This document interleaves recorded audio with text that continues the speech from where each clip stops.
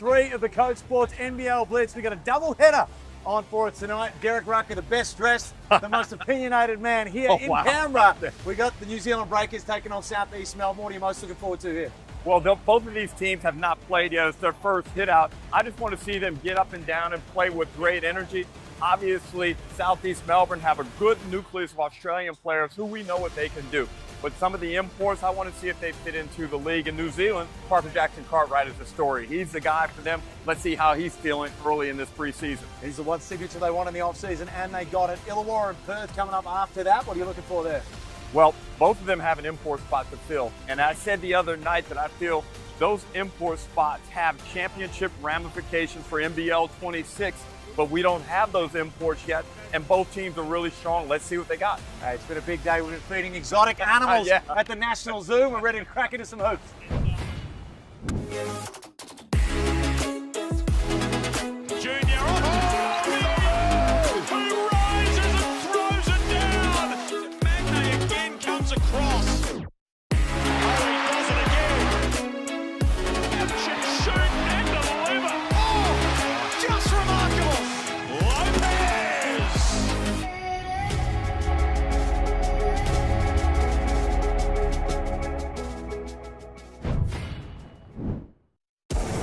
This is Kim, head pilot of Balloon Aloft Canberra. It's one of the capital's top outdoor attractions, and the rides usually sell out way in advance. It's no wonder Kim hasn't told you about the spectacular views of the city's roundabouts. Oh, and the National Arboretum, the Brindabella Range, and Lake Burley Griffin. As he always says, didn't think I had to. I mean, how do you put this into words anyway? Canberra, there's more than they're telling us. We don't do clickbait, fake news, or influencers. And you can keep your FOMO, cheap tricks, and propaganda. We want nationwide muscle. Get that, India! Rise again! Robust opinion. It's on here! The voice of sport. No way! That is massive! Anything else is just noise. CODE Sports. No BS, just sport. Grab the app today.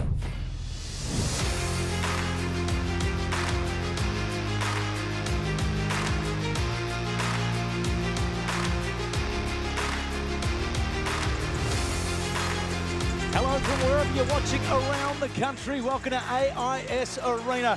The Southeast Melbourne Phoenix taking on the New Zealand Breakers in CODE Sports NBL Blitz action.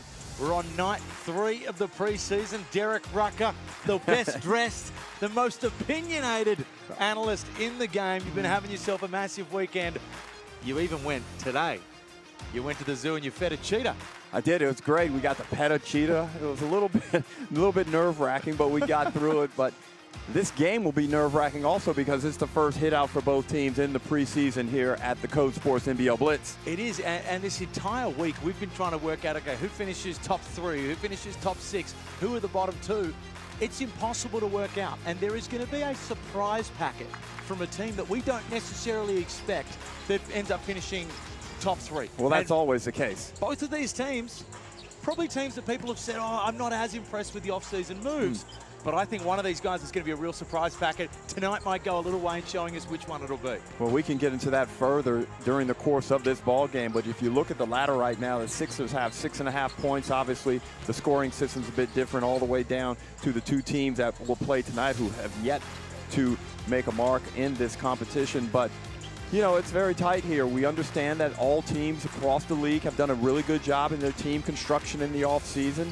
And now we get to have a look and see what Southeast Melbourne has. And I'm high on Southeast Melbourne, despite some other pundits not agreeing with me. I like their Australian. That's unusual. I like their Australian contingent. I think that they have a great base to build from. They have an outstanding young coach in Josh King. And I think that as a group, they'll be very committed to trying to get into the top 6 by season's end. Well, one of the big names that has been spoken about across their couple of preseason games so far away from the Bits is Vrenz Blyenberg. Now, it's a tough name. It's a mouthful to pronounce, but the words unicorn have been thrown around. Now, we know how good a stretch big can be in this league. What have you seen from him so far, and what do you expect his impact to be as the season wears on? Well, he's showing good offensive potential. He comes out of Europe, and right now, I think with his size, and athleticism. He's just got to get used to the Australian game. I'm real keen to see how he fits in offensively, what they do from a conceptual point of view with him. And keep in mind, he's got big shoes to fill with Matt Hurt being so good. So he must be aware not to make direct comparisons and let him find his way in this league. Staying on Southeast Melbourne, John Brown III almost had a run with the Perth Wildcats. They wanted him bad 3 years ago. They didn't get him. He lands in Southeast Melbourne. There's a lot of hype around him. He's getting a little bit on in age. Where are your thoughts at with him? Physical guy, rough and rugged, but a professional. I think that's one of the things that they probably missed last year in the postseason run, where they fell apart on the road at crucial times, and maybe John Brown gives them a bit more experience. And he's seasoned, and I think in this group, with his physical play, I think that will also assist Jordy Hunter. Let me know if you agree with me. Yeah. That Nathan Sobey, having a year of the Nathan Sobey of old, is the key to this unit. Now, he had a really inconsistent year last year, but we've seen how good he can be. Just didn't necessarily bring it to his level last year. And you're partially right there, but down the stretch of the season, Felix, he was outstanding. And I thought he really committed himself to playing the type of defense Josh King wanted. We saw less of the hero ball, more improvement with the shot selection. And if he can continue to go in that direction, then he becomes, again, the type of player that you mentioned, where he's a first team, second team, all NBL guy. Well, you speak of Josh King, of course, his first full season in the NBL. He gets to put his stamp officially on this team. What he did in the back half of last season, or the back 3 quarters of last season, was special and had them right in the running. Yeah, he did a Justin Tatum with this Southeast Melbourne team and turned them around quite quickly. Remember, they took the champions Illawarra Hawks to a Game 3. Now, they were blown off in that Game 3. But now Josh King, he went over to Puerto Rico in the offseason, got a little bit more seasoned as a pro, and I think he'll be a much better coach for it as we look at the starting lineups. Starting lineups, Renz Blyenberg, Malik Lewis, Jordy Hunter, Hunter Maldonado, Nathan Sobey for Southeast Melbourne and New Zealand, Carlin Davidson, Isaiah Brockington, and some others that we'll get to. And this New Zealand team, Felix, I'm very unaware of what they've really done in the offseason. And I think right now, without judging them too unfairly early on, they might be one of the lighter teams. So Coach Capone has his hands full in trying to bring this outfit together quickly, because they can't afford to be down. And keep in mind, last year, they got off to a 7-3 start. They were one of the form teams in the competition through the first 5 or 6 rounds. But yet they have Parker Jackson Cartwright. He is a dominant impact player in this competition.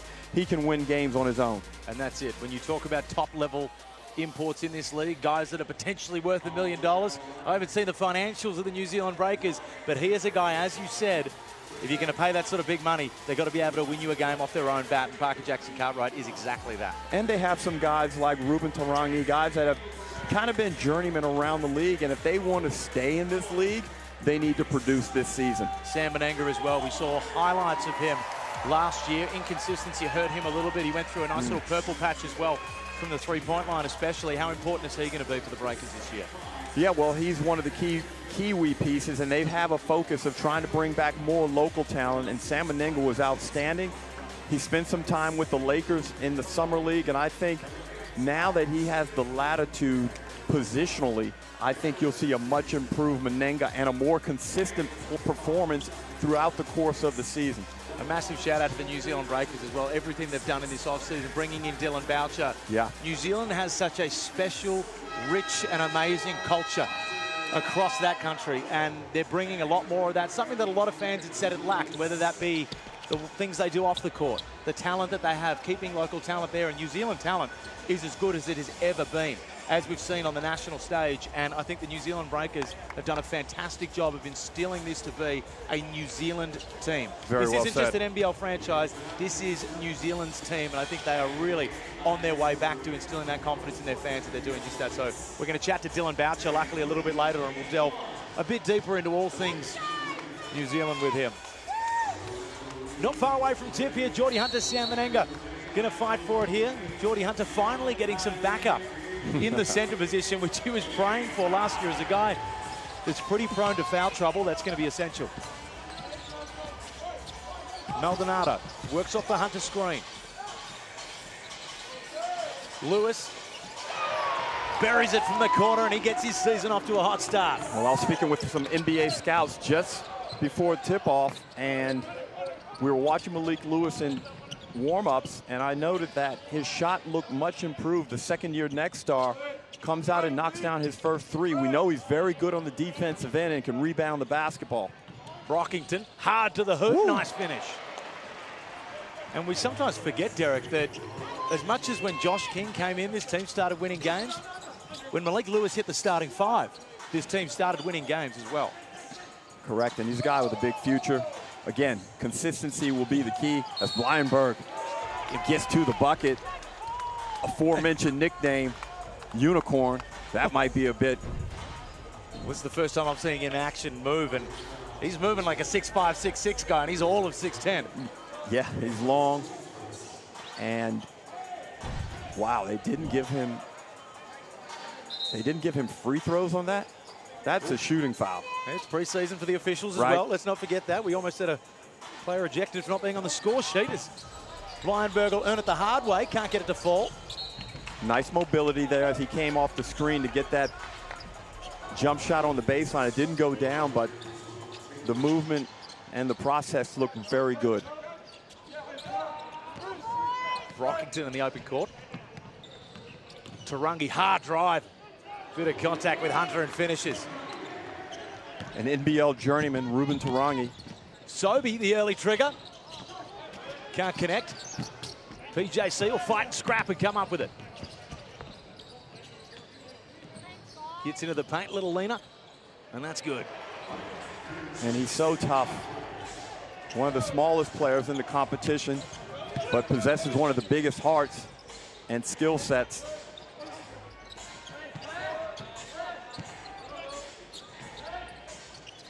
Blyenberg. Hunter, 7 seconds on the shot clock, guarded by Menenga. Can't get through the Menenga wall. Decides to go over it successfully. Underrated talent, Jordy Hunter. His second season away from the Sydney Kings. And he, again, can be a significant impact player as Brockington crosses Sobey up, snatches it back, knocks down the mid-range J. Tough move.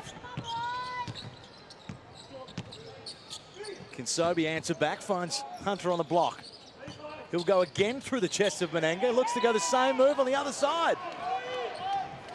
And he wanted to foul on both of those attempts. I didn't really see it. Must have been something down low. We'll have to keep an eye on it. Tarangi, again, to the rack. So strong in the upper body.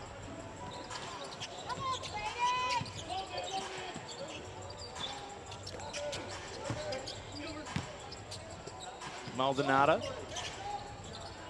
finds Lewis. Can he hit his second triple of the game? He can. Buries it.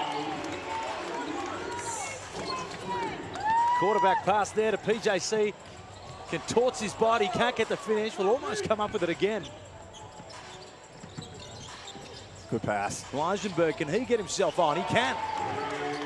Southeast Melbourne, 3 of 4 early from deep. Finding their range from the three-point line. Can New Zealand answer back? Brockington with the offensive board and one.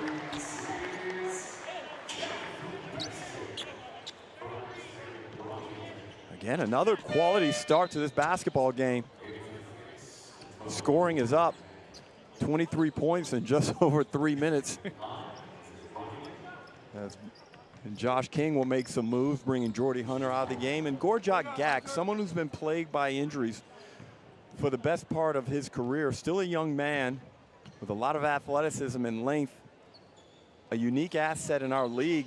All he needs is some health, but Simon Mitchell, before the game, Southeast Melbourne's GM, told me that they have tremendous length as a team. So he gets the drop pass picked off.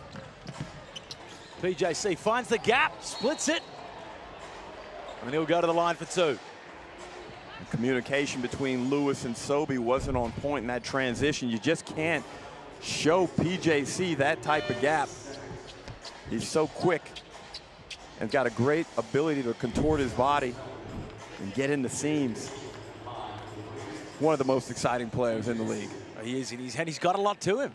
He's got a little rap career going on the side as well. He is an interesting cat. There is a lot of layers to this man. Well, I love the fact that he loves basketball when you have all those external interests, but it eats away at your passion for the game, that's when it becomes problematic. But he plays hard every night, tries hard on the defensive end. He's entertaining, and I think he's a real winning basketball player. 3-point lead for the Breakers in a high-octane first quarter. Mitchell can't clank that one off the back iron. PJC just finding gaps all over the court. Southeast Melbourne cannot contain him. Well, the gap defense isn't working because they're not closing the gaps. That certainly makes sense. The math checks out. Well, they may think they are. They may think they're well positioned, but they need to make an adjustment and realize who they're playing. Weinberg can't complete that one from the corner. And this is what preseason's for, to get your timing, to get your spatial understanding. Especially for guys that have come over from Europe, they've come over from the collegiate system.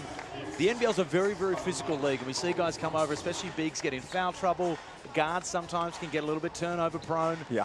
So there's a lot of import guards that have come over here and played very well in the Blitz and have lasted 3 to 4 weeks in the season, and there's also quite the opposite of that. So it's tough to read too much into earlier. These guys get familiar with the NBL game style. Menenga, hard drive. Finds PJC on the outside. Brockington will put one up. Owen Foxwell into the game.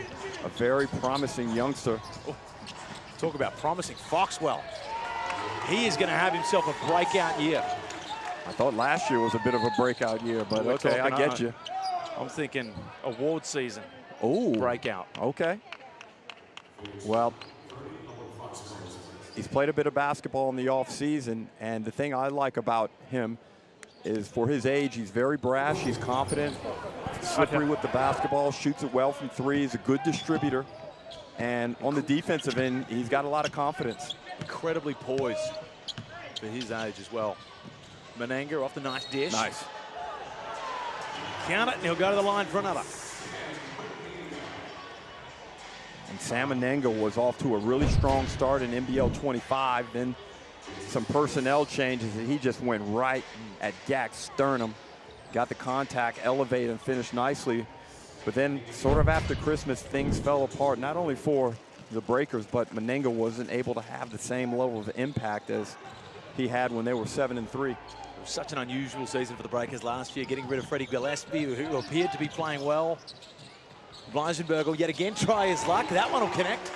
The stroke looks really nice, and you know, the real unicorn, Kristaps Porzingis, and his shot looked very similar. Very, very similar game types. And Southeast will be hoping for a whole lot of Kristaps Porzingis out of him this year as Brockington gets into the paint, finds PJC in the corner, buries it. Now, if Brockington is an upgrade as PJC, will he put another one up in the same spot?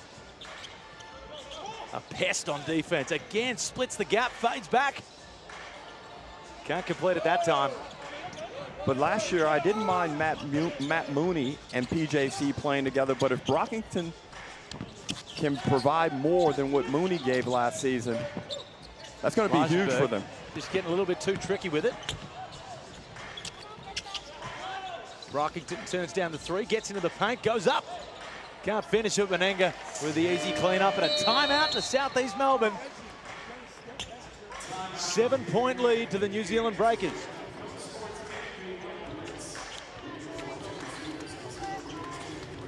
Tell you what, the who's who of the ACT is in the building today.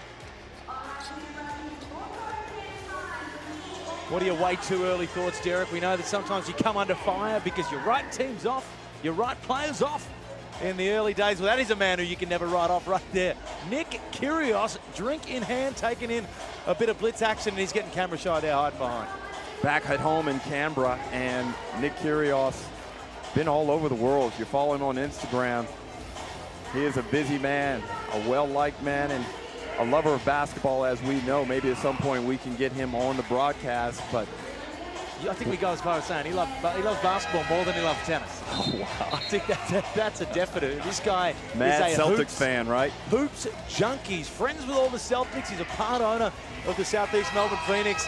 This guy believes basketball, and you're right, hopefully we can get him involved in something throughout the year.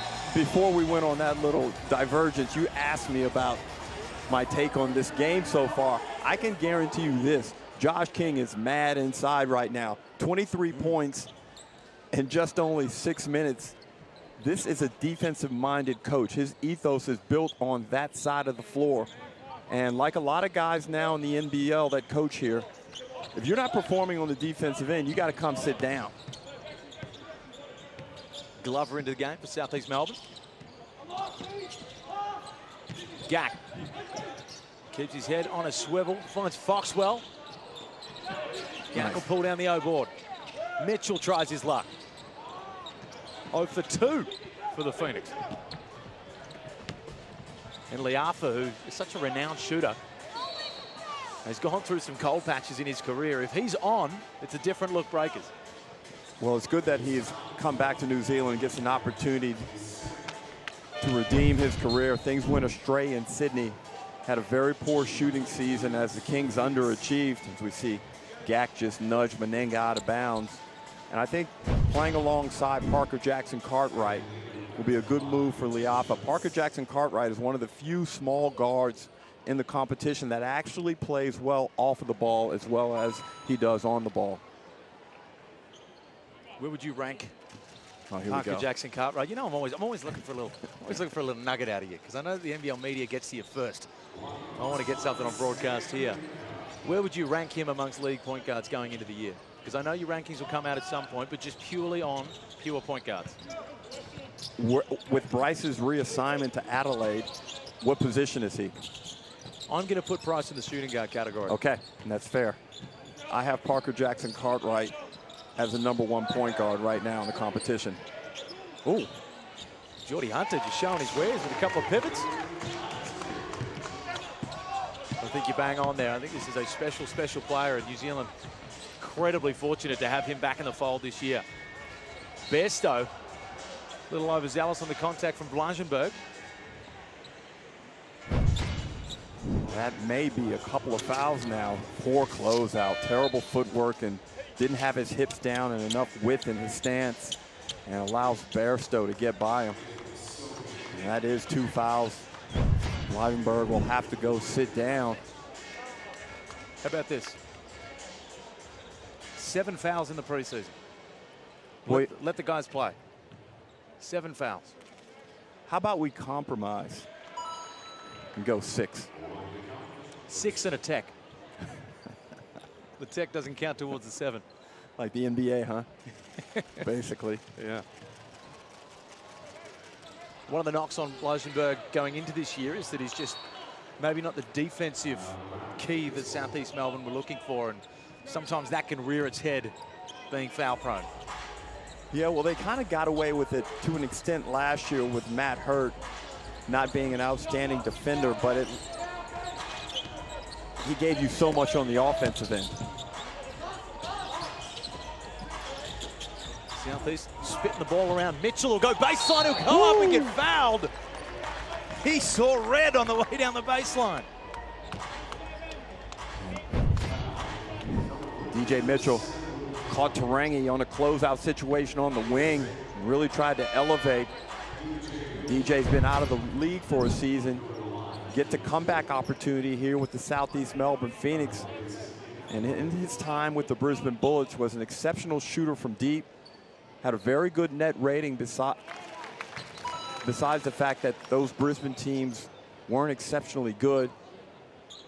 And things didn't work out there. He went overseas for a minute, and now he's back in Australia with a chance to find a nice role with the Phoenix. 6-point lead to the Breakers, a little under 2.5 remain in this first term. Davidson almost gets it tipped. Liafa buries the corner triple. And that's going to be an imperative for Isaiah Liafa this season. He will get the opportunity to shoot a lot of open threes. Needs to shoot above 40% on those opportunities. New Zealand's season will be key to their role players. We know what Parker Jackson Cartwright's going to bring. Max Darling had some very good minutes last year. If Liafa could be hitting from outside, if Geordie Hunter gets mugged, takes his advantage of the size advantage there against Darling. But these are the guys that need to perform, and I felt last year just didn't bring much to the table. Good patience there from Hunter. He's really good with both hands, and Darling got caught unaware. Didn't realize that Hunter was going to bring the left hand baby hook. Hunter, a good free throw shooter for a big man. We saw, was it last year he had the three free throws? And one clutch free throws right towards the end. I'll have to go back into the history books to find which game it was. If you look at his process here at the line, gets his feet lined up nicely, strings lined up, good rotation on the ball. Not much you didn't need to do with that delivery. Here's that full court pressure. Ooh, nice D, Sobey. The Josh King staple that he's going to be wanting to imply a lot this year. He won't be happy with that outlet pass. Breakers are able to recover it. Liafa steps back. Can't connect. Sobey will pull it down. And see, that's the shot that I don't like. Liafa needs to move that ball.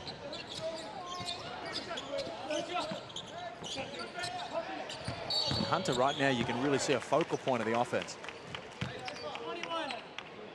Well, you like to have your big men feeling good about themselves, because you know what you need them to do? Defend on the other end. If they don't feel appreciated, then the rim protection declines, the rebounding declines, the screening, all those types of things. They're emotional, aren't they? The taller you get, the more emotional you get. The more temperamental on the court. You said that, not me. You are right, though. There's a fine line between, you know, playing the modern-day three-point heavy game and just getting the ball in, especially when you've got a big, the caliber of Geordie Hunter. Sobey, 10 seconds on the shot clock. Pulls from deep. Cashes that, and that's the best Sobey that we've seen. If he can be hitting consistently those type of shots, we know he's a momentum player. It may sound like bleedingly obvious, you just say he's got to hit shots like that, but those end of shot clock, sort of out of nowhere, that's the sort of magic that Nathan Sobey can create. Davidson looks to get away with a travel there. He'll find Darling in the late whistle, the correct whistle.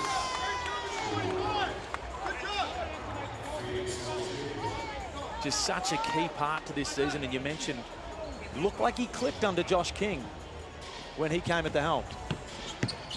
Yeah, he did very well. And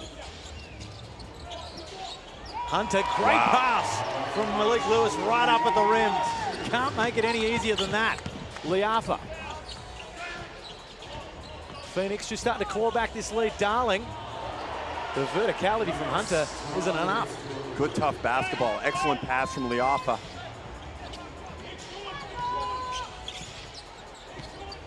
Maldonado yet to trouble the scorers in this one. Oh, Can't corral the pass. And some good movement from both teams right now early on in the year. well, the offenses are clicking really well, or either the defenses are nowhere to be seen, but Parker Jackson Cartwright comes back in the game for this final 20 seconds, and a lot more situational timeouts and substitutions for preseason activities. Josh King will love what he sees there. The full court pressure comes up with the steal. Oh. Can't complete with the two. PJC will wrangle it in. And some heavy pressure from Southeast Melbourne. Josh King won't be happy as the time runs out with the 31 points, but there were glimpses there of the type of pressure and the type of intensity that he wants to see from this team. But credit to the Breakers, 4-point lead. Well, you see he's trying to stimulate his team into playing some better defense and applying pressure and better execution, because 31 points, I don't care if it's the preseason, the off-season, in-season, that's never a good thing. Never a good thing. The Breakers off to a hot start in their first blitz action, and it gives me great pleasure, and I think I speak on behalf of the entire country of New Zealand.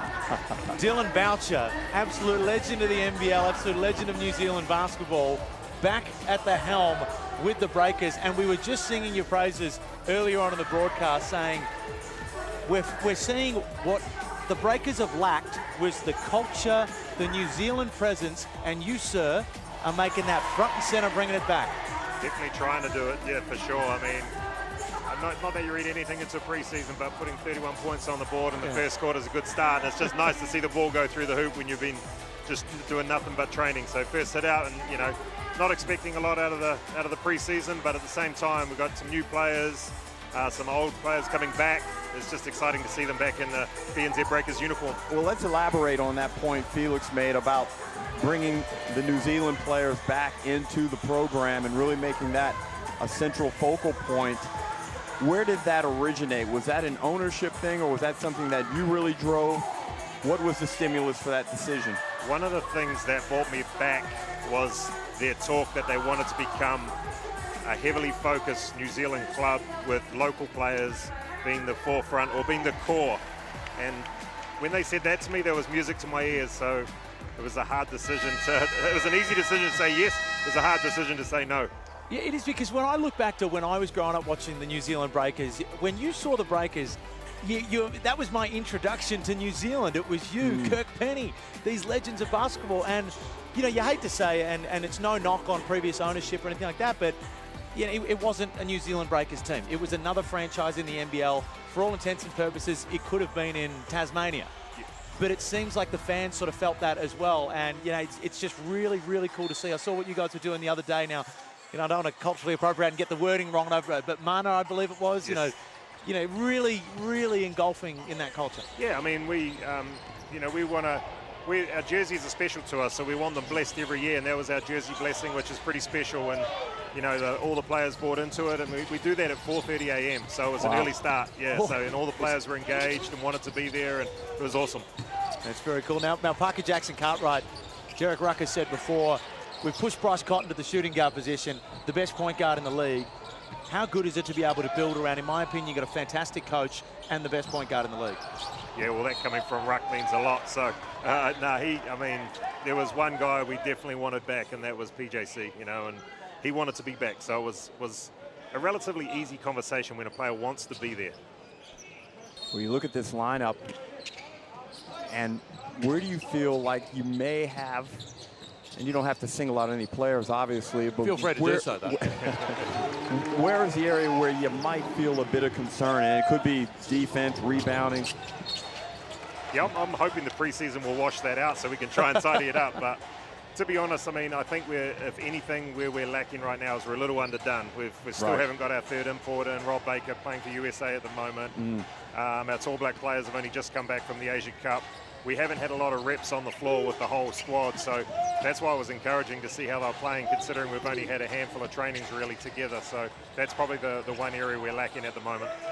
What's your schedule looking like this year? I know that the Breakers have notoriously been hard done by scheduling. Sometimes you look at it and, hey, you know, I'm not in charge of doing that. No, I'm not jealous of the people that have to do that, but sometimes you think, geez, you guys have got some back-to-backs here where maybe we could have worked this in another way. Is it a bit more friendly this year? Yeah, I think, you know, like whenever, you know, every game's an international game for us, so it's always going to be hard. It doesn't matter what the schedule, and whoever's putting the schedule together, I'm not envious of their job, that's for sure. It's a tough job to keep. Someone's not going to be happy no matter what happens. So for us, we prefer to focus on not having any excuses and just playing basketball. And all you can do is control what happens out here, you know, on the floor, and you know, the rest is we'll leave that up to the administrators. Well, Dylan, we caught up for a coffee in Las Vegas during the Summer League. Hold on, did you say a coffee? A coffee, that's right. Oh, sure was. Yes, and what did you take out of that experience? You didn't really need a lot of talent, but what are you over there doing? Because I think the intent on the trips now to Summer League has slightly changed. It's not like it used to be where you're just fiending for players. Yeah, it's always hard. I mean, the guys that realistically are in the conversations are not getting a lot of court time there.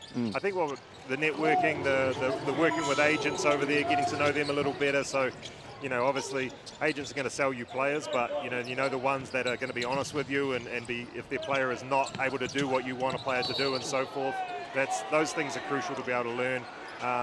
Who those agents are, you know, how they represent themselves and their players, and just get to know some people off the court. And Dylan, let's look at this play right here. These are the type of, see, in our era, that's like, yeah, that's a good foul. That's a good screen. That wasn't even a foul in our era. Oh, man, Vika Pakono. Even just watching those guys, that man made me almost quit basketball just watching. I was like, I don't want to go and play against something like that. But that sort of stuff, just to use that as an example, and we feel for Foster, hopefully he's all right there and just a little bruised up. But, you know, Tarangi's at his best when he's playing like that. I tell you what, that was his third foul, unfortunately, so he had to sit down. But you know, Ruben's been amazing in the preseason, just bringing that leadership.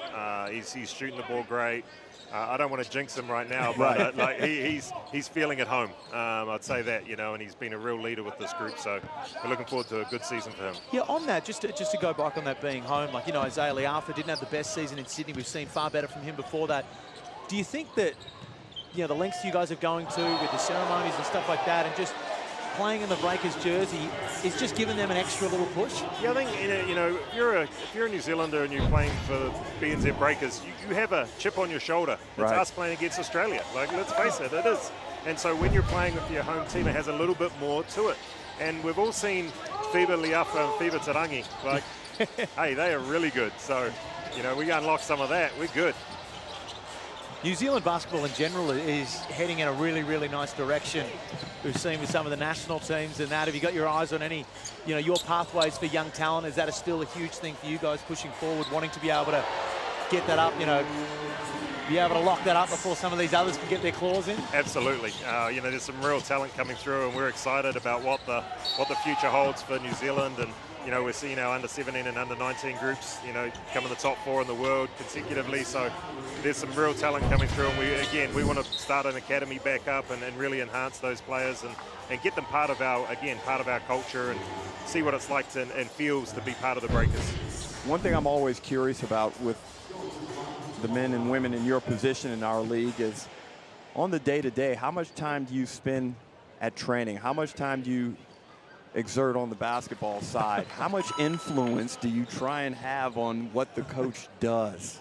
I tell you what, it's hard, right? Just sitting there. It's so hard. Like, to be honest, I try and stay in my office as much as I can, but I keep getting dragged down to the court. I've been busy, so I haven't been able to get down as much as I would like, but I've been going down, and again, you want to check out the imports you've signed and the new players. You want to see how they're going, and you know, I think for me it's been really encouraging to be able to get down and watch some of it. But I tell you, standing behind the bench is not good. I keep going to want to say something, and I have to keep pulling myself back. So, well, I observed your relationship with your head coach, with your owner. I observed you guys in Vegas, and it looks like you've got a nice triangle relationship there where there's free expression of ideas and exchange of ideas. And both those men seem like quality guys. So, you know, probably alleviate some of the frustration knowing that you can have open discussions. Yeah, I mean, it's been great spending that time with both Mark and Cop in Vegas, and again, talking about players, talking about style of play, talking around how we want to be, what our culture should look like. And Cop was amazing. Like, it was great to just dig deeper and build his trust in me. You know, like, it's like when we were looking at players, I was like, it's you telling me who you want, and I'll go try and make that happen. It's not the other way around. So, you know, like, you tell me the players you like, and let's go and make it happen. And that's how we ended up with, you know, Brockington and, you know, like Rob Baker as well. It's like we talked it over and we chatted what their pros and cons are and how they're going to help us and what they're going to do for us. And, you know, it's a great relationship when you can do that with your head coach. It's interesting to hear your philosophy and your organization's philosophy on player recruitment, because not every organization has the same approach. Yeah, that's right. And it's a real balance. It really is, because, you know, there were guys that I really liked, and I was like, hey, what do you think of this guy? You know, like, and you can't help but get excited about some players. So, oh, that's nice. Brockington's been sharp in this first half. Brockington's looking sharp, but we said before that, you know, such a key for you guys, especially around PJC, is the guys like Liafa, the guys like Max Darling, Ruben Tarangi. Man, if they can just up their game a little bit. Max Darling had some really surprising minutes last year. This guy knows how to use his size. Absolutely. It's going to go a long way to having success. Yeah, you know, one of the things you do is when you're putting a roster together, you start looking about where are we going to get our scoring from? Who's going to give me what? And when I started going down the list of guys, and I'm like, this guy will give me 6, or this guy will give me 8, this guy will give me 10. We were over 100 points, and I was like, damn, all right, if I'm right, like, we're going to be putting some points on the board. Well, the way they're tracking in this game, Dylan, they've got 39. On track. You're good. Well, Dylan, thank you so much for joining us. We'll let you get back over to the team. You know, you're doing an absolutely fantastic job, and the direction of the Breakers is exactly where I think every NBL fan wants it to be heading. So thank you very much. I appreciate being on, fellas, and look forward to a good game. Perfect. Thank you. Absolute legend of the sport. Well, when you talk, the Breakers are in good, they're in good hands. When you talk about winning players, you know, he's right up there. He's right up there on the list of all-time winners in the NBL. certain guys you want involved in your program, and one of those is Sam Menenga, because he's going to have some moments this year where he doesn't get fouled, and he goes all the way and tomahawks that thing. Strong athlete out of Davidson College. Great day to be a Wildcat. Menenga really worked on his game in the off season and can do it inside and outside. His three-point shot continues to improve. Only going to get better as he matures into the professional game. That was a bit crooked and twisted.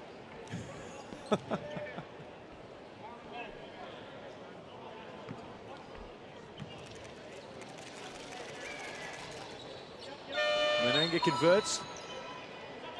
Of course, we just spoke to Dylan Boucher, the president of basketball operations for the New Zealand Breakers. Great guy. But you know what? You look down that list of those Breakers legends, and it really was just one of the great groups of the NBL. And they won a lot of games, they won a lot of championships, because it was just high character guys. Yeah. And guys that you see sort of scattered amongst other clubs. Mika Vakona, of course, involved in the NBL. He's just, you know, for someone who on court was just as tough and as between the lines as you'll get, one of the nicer human beings. Understood what his role was, played with that right purpose, and was really tough. Blindberg. Sobey finds Glover. Gets through. Foxwell in the corner. Can't complete that. Mitchell will crab it down. Glover. Ooh. I was about to say that I really liked last season when these three shared court time together, and Brockington continues to have an impact in this game. Now with 10 points, 3 boards, 3 assists, and showing no apparent fear of anybody on the defensive end from Southeast Melbourne. Doing a good job of getting deep into the paint. A couple of trips to the free throw line. And it's always such a fun time of the year, isn't it? Because we've got imports that have come out and played terrible in the Blitz and gone on to make the All-Star 5. We've had teams that have brought guys out that we've said, this guy's going to be a stud. He's going to be unstoppable. And they've been gone within 4 weeks. So read into this play what you will. But it's certainly exciting for teams to be able to get a look at the guys that they are spending a whole lot of cash on. Glover, baseline, goes up. A little too much contact from Davidson, and Glover will go to the line.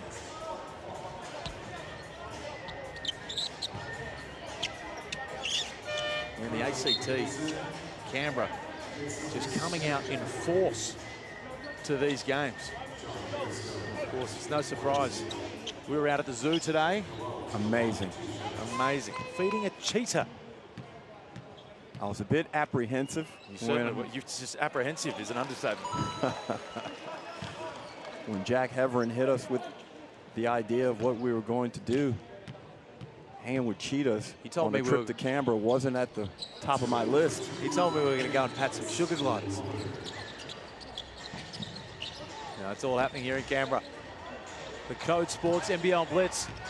6-point lead to the Breakers, almost at the halfway point of the second term. Britt sizes up.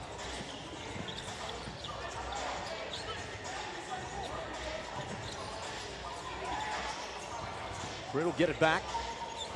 Fades, little lefty, rattles it home. Plays with a lot of confidence. Did a good job on that possession. Blindberg's size, just, you know, the first time that I've seen him is he finds Glover, who connects on that one. Recalibrate himself quickly.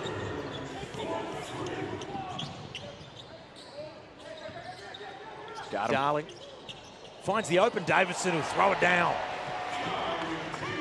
Pogo like hops. Doesn't take much. Incredibly athletic Carlin Davidson. We haven't seen too much of him throughout his time bouncing around in the NBL.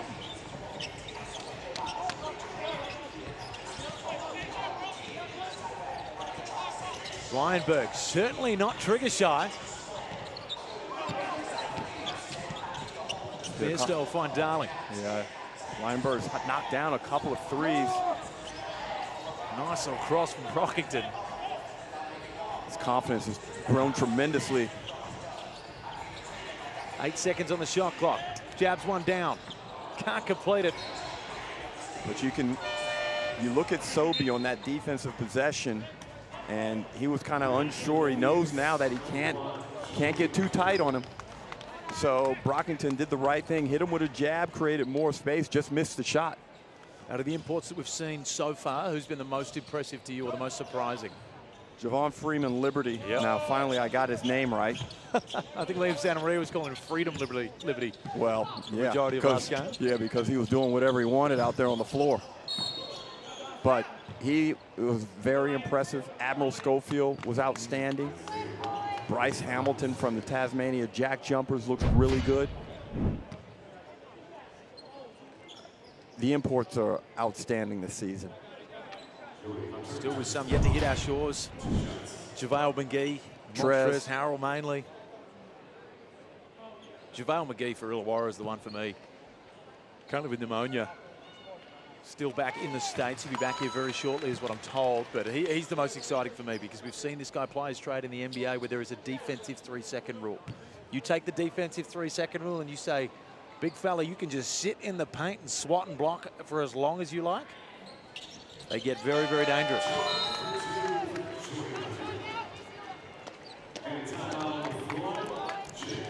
Timeout here. 5-point lead to the New Zealand Breakers. High-scoring affair. And good balanced scoring from the Breakers. Brockington's got 11 at a good clip. Menenga's doing a really good job. Low maintenance on the offensive end, and PJC's got 9. And you look at where are the points going to come from, as Dylan Boucher touched on in our conversation.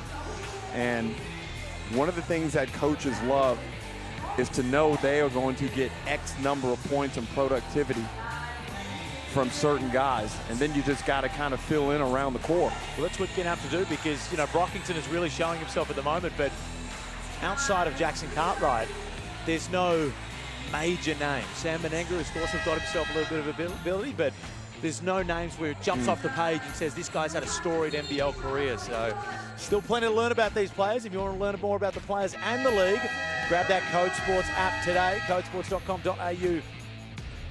All your news. What are you looking at me like that for, Derek? I love the tagline. No BS, just sport. Well, what are we doing here? You can listen to us with some BS, or you can head to Code Sports and avoid it in its entirety.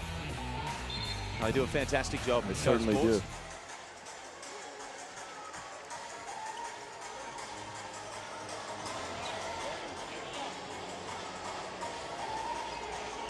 Isaiah Brockington leading the way for the New Zealand Breakers with 11.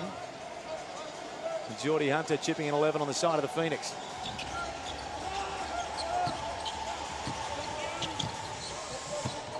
It seems, Felix, that we're going to set a record for the number of left-handed players in the league this season. Well, luckily, a couple of them are very, very good. Yeah, several of them. Darling from the corner, buries it.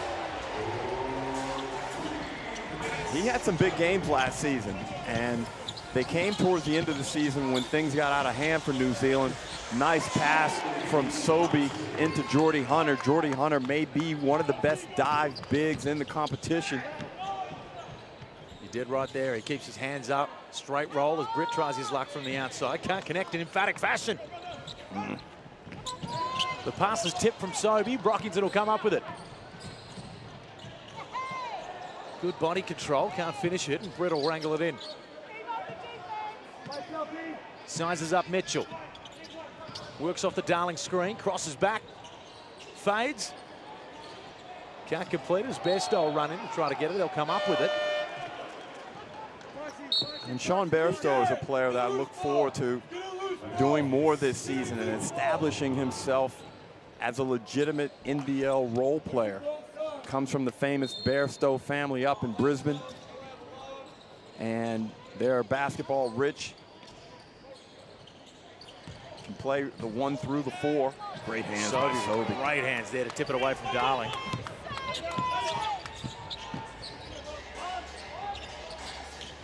Glover. Converts again. Such a good player. Can do so many things for you. Always ready. Darling, can he return serve? Gets Geordie Hunter out of his shoes. Spins, pivots. Rockington will come up the pass. Davidson open on the baseline, goes up, draws the foul. Almost showtime at the AIS Arena. Great jab step. Tell you what, Then crossed him up with the footwork. Look at that, jab and go. You can just see when a high flyer, you can just see the look in their eyes once they get the shoulders past. They drop the hips and get ready to launch. Not that I would know what that feels like, but I know what it looks like because I've been on the receiving end. Fantastic help line defender. We've had a couple of near misses that could have been real highlight time, like Zylan Cheatham last year in the Blitz. Well, this season too, the first game he had a couple of lob efforts that didn't quite come off, and they will come off in the regular season. I guarantee you that. As the Unicorn gets ready to check back in. Weinberg, all of 6'10", and you see the way he moves. Maldonado. Jordy Hunter, he likes his matchup on the block with Menenga. Glover can't convert that one. Right now, New Zealand doing a great job from the field, shooting 61%, 44 from the 3. The turnovers have crept up in this quarter. They're up to 5. Rebound count fairly even. And you see now, New Zealand have been running Brockington as the lead guard, igniting a lot of the offense and letting PJC play off the ball. It's probably good for them to sit in this for a while, just to give a look at it, see how teams react to it, how they look in it, how they feel in it. Beauty of the preseason.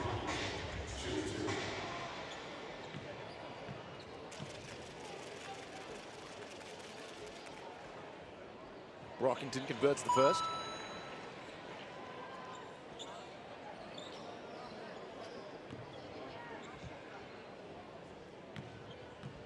Nice little buzz in the venue. It's exciting. You know what? Were you doubtful coming in here? Well, I lived here for 2 years, and I wasn't aware of the appetite for basketball, but right. I have been proven completely wrong because we've had this Blitz in our other areas, and this is the most patronized, the most vocal crowd that I've ever seen at the Blitz. They're bringing a serious air about them here. They're just not here messing around. They're here to... Sobey gets fouled, but do you know what I mean? Yeah, there's a lot of jerseys out here. There's a lot of Canberra Cannon stuff, but it's a really exciting time for a city that, and I'm talking out of my own opinion here. I have no knowledge of anything that may be happening or could happen. This is purely my own opinion, but I'd love to see a Canberra NBL game. And I think, this venue that we're in right now in the AIS Arena, chuck a couple of corporate boxes around and you're good to go. Sobey at the line.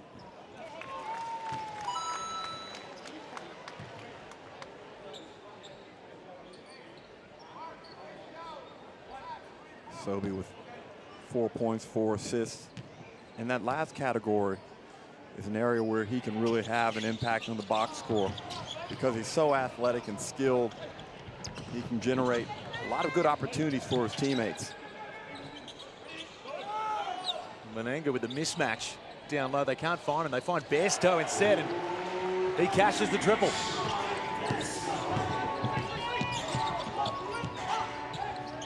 Seven-point lead to the Breakers. A little under 2 minutes in this first half. Maldonado sneaks into the paint, puts it up, can't finish. Then Brockington will get it on the break. Straight through the chest of Jordy Hunter. He'll get his own board, can't complete that. And the Phoenix are out the other way. Glover crosses back, fades.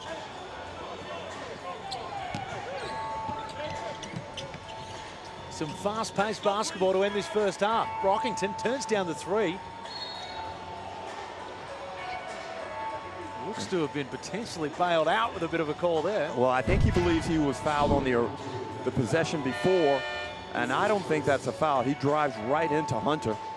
Hunter should be allowed to maintain his own space.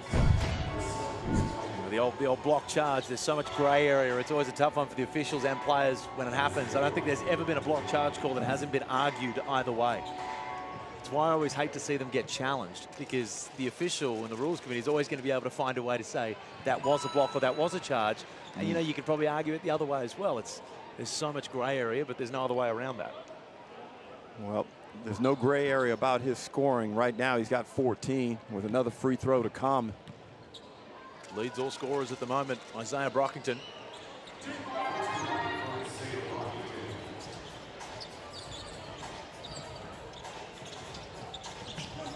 Under a minute remains in the first half.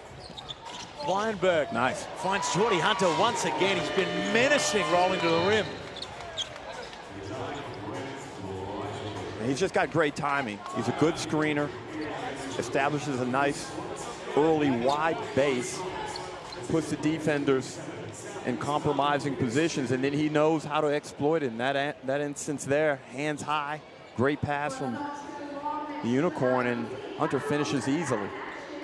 Well, Phoenix right now, their problems are not on the offensive end. 50 points on their way to triple figures, which in the NBL is an impressive number.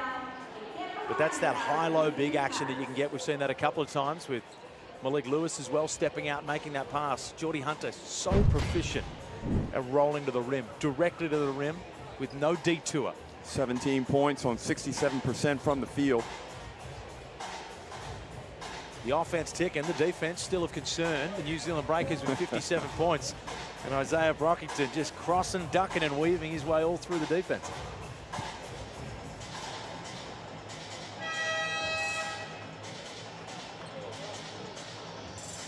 Code Sports NBL Blitz, of course, a double-header tonight coming up after this game. Illawarra and the Perth Wildcats, their second game of the Blitz. That will be a good one as well. There has not been a bad game yet, and this one is not letting us down. Very entertaining, high possession, high pace. The less defense played, Derek, the better. Yeah. You got a bit of purist in you. I do. You got a bit of purist.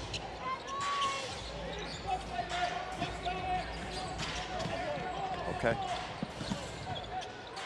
Darling might have gotten away with a little shuffle of the feet. Spins back on Glover and finishes. Too big, too much body. Not a good matchup there for Glover. Certainly moves a lot better than you would think at that size. He's a big guy.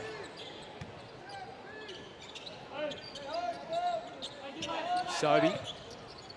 Hunter slips out of the screen. Glover takes it. That won't go. The Phoenix will come up with it again. Maldonado has Darling on the block. Uses the speed advantage. Looks to get around him and he'll draw the foul. Well, that was a laborious possession there from Maldonado. He's just trying to find a way to have an impact in this basketball game. 5 points, inefficient from the field, and just doesn't look real quick just yet. I'll tell you who else didn't look too quick and wasn't that impressive over their first few games last year. Kendrick Davis. And Kendrick Davis went on to be statistically one of the best imports we've ever seen in the NBL when you look at the pure statistics, second in the MVP All-Star 5. So you know what? Maldonado, you can do whatever you want today.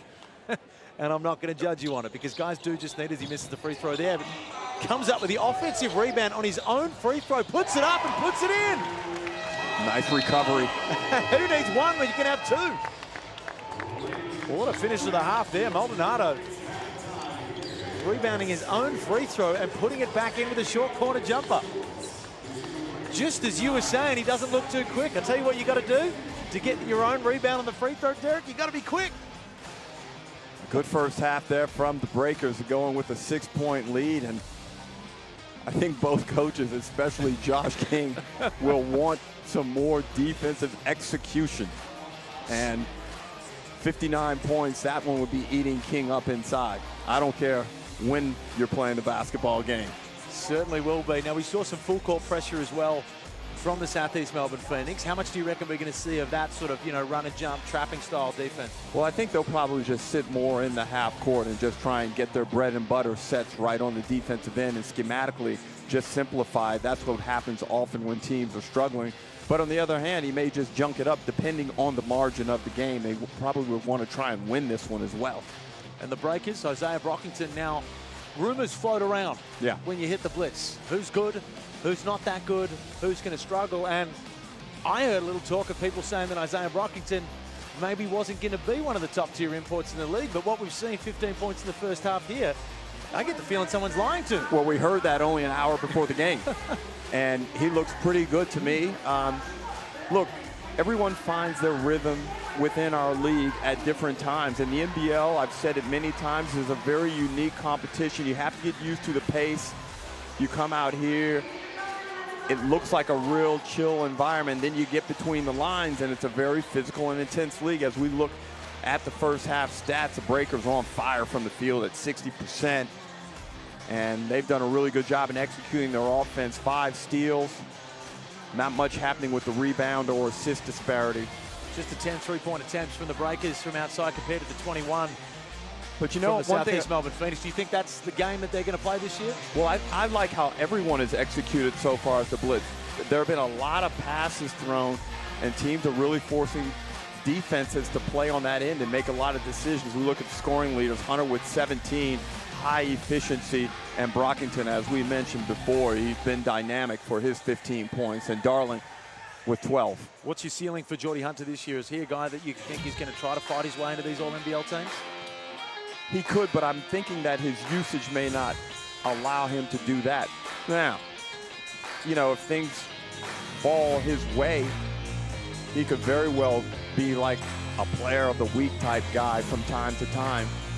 But we have wound up having a lot of really good bigs in the competition this season when it looked early in the free agency period that maybe it was going to be a season of small ball. What about Blindberg? 6'10", moves like a guard. I like the mobility. I like the way the stroke looks. He's knocked down a couple of threes. I think he's probably going to have to get in the paint and mix it up a little bit. He may be just a little bit hesitant to get in there, but you know, his future is going to be inside and outside. But we've seen him make some nice passes to Hunter. Yeah, it's obviously it's early for him, and his talent is there. High octane first half of basketball here. It's a 6-point lead to the New Zealand Breakers. The second half not far away. Hoops Fest, a basketball extravaganza like nothing this country has ever seen before. Oh, yeah. Great destination to watch NBL basketball, WNBL. We've got it all. It's a basketball bonanza here in Perth. All eyes of the world are on Perth at the moment. Hoop Fest is such a great success for us.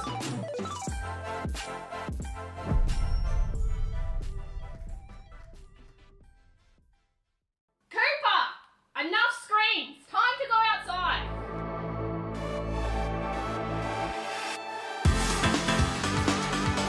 Build your dream lifestyle with Dream Courts. Custom professional and in-home sports courts Australia-wide. This is Kim, head pilot of Balloon Aloft Canberra, one of the city's top outdoor attractions. It's no wonder Kim hasn't told you about it, as he always says, didn't think I had to.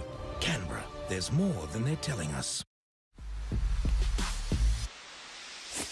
Oh my goodness!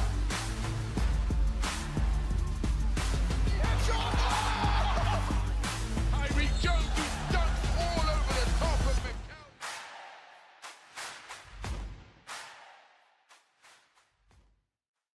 Floriade, Australia's biggest celebration of spring, is back from September 13 to October 12 in Canberra's Commonwealth Park. Don't miss Floriade's Dark Side at Nightfest from 2 to 5 October. Proudly presented by All Homes and produced by the ACT Government.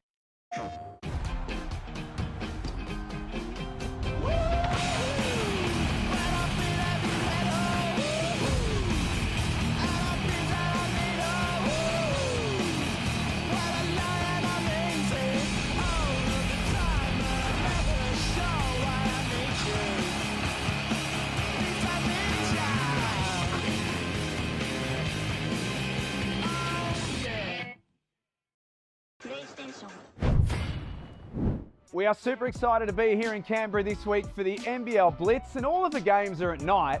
So we thought we needed to find some things to do during the day. And Pete, we've been told all about the world famous Capital Brewing and the world famous Brodburger. I mean, we've been here less than 24 hours. The locals say, get down, try Brodburger, and they said there's nice beers as well, so you've got me sold. Well, they are our two favourite things outside of basketball, of course, are beer and burgers. We are dying to get in there and check it out. Come with us, let's go.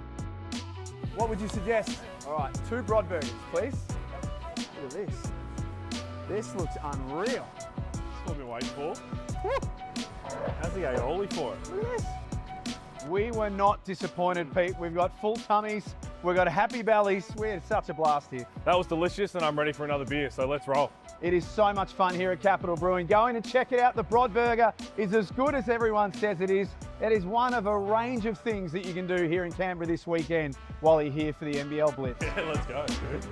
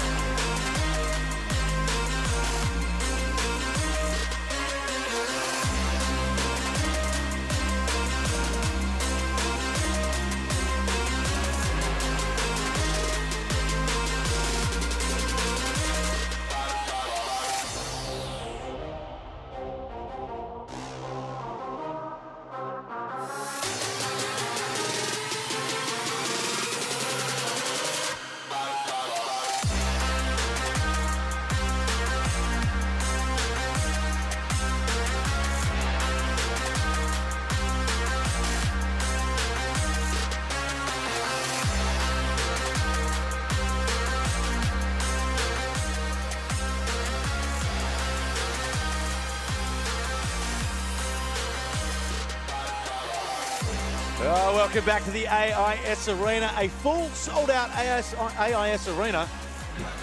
Almost went the wrong way on that one. Because Canberra is thirsty for basketball, Derek. Hey, it's an exciting atmosphere here, and you can see palpable. The players are really happy. Yeah. They're happy to be out here and competing, and we're getting good games as a result. We certainly are. Overtime last night. This one tracking towards a tight finish as well, 53-59. The New Zealand Breakers lead. We saw some full court pressure, some good signs there from Southeast Melbourne. But unfortunately, Josh King won't be happy with the 59. Well, he's standing right in front of us, and I'm trying to get some eye contact with him to gauge his level of anger. And I'm thinking he's trying to keep it all together and stay cool and not blow his gasket too early. But I'm curious to see what they do in this second half, because they just didn't have anything for New Zealand. And Parker Jackson Cartwright was pretty much in chill mode in the second quarter. Well, you always see coaches say throughout these preseason games, it doesn't matter. Winning doesn't matter. This doesn't matter. We're just trying to get through our stuff. Well, why are you blowing a gasket on the sideline? Oh, it matters. About the wins and losses. So it all matters. For me, this, you know, maybe the guys on the floor might not be the full starting rotations, the guys playing heavy minutes, but you're a basketball player, you're competitive, you're a coach, you're competitive. You go out there to win basketball games. And we've got a big second half coming up next, not far away. We don't do clickbait, fake news, or influencers. And you can keep your FOMO, cheap tricks, and propaganda. We want nationwide muscle. Get that India! Rise again! Robust opinion. It's on here! The voice of sport. No way! That is massive! Anything else is just noise. Code Sports. No BS, just sport. Grab the app today. Ziggy, no! Ziggy. That's it, we're going to the shop. Riding down the highway, going to a show. It's a long way to the top if you want to. Sausage roll? Got 4 left.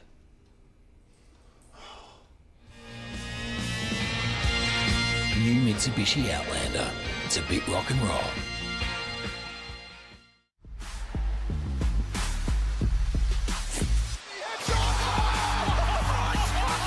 Oh my goodness!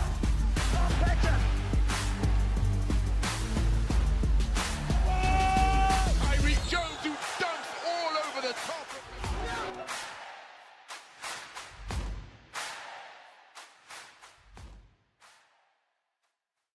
Floriade, Australia's biggest celebration of spring, is back from September 13 to October 12 in Canberra's Commonwealth Park. Don't miss Floriade's Dark Side at Nightfest from 2 to 5 October. Proudly presented by All Homes and produced by the ACT Government. Fall in love with Hungry Jack's new Jack's Fried Chicken Southern Style Tenders. Crispy, juicy, 100% Aussie chicken that will have you craving more and more. Now at Hungry Jack's. Let's get this second half underway. 6-point lead to the Breakers. Can they hold on and register their first win of the Blitz? Or can the Phoenix overcome a very overcomable margin of 6 points and start their official pre-season the right way? Nathan Sobey to inbound. He's going to be a key to the Phoenix this year. Maldonado finished the first half with a remarculous effort as he gets Parker Jackson Cartwright on his feet, but unfortunately he follows him down.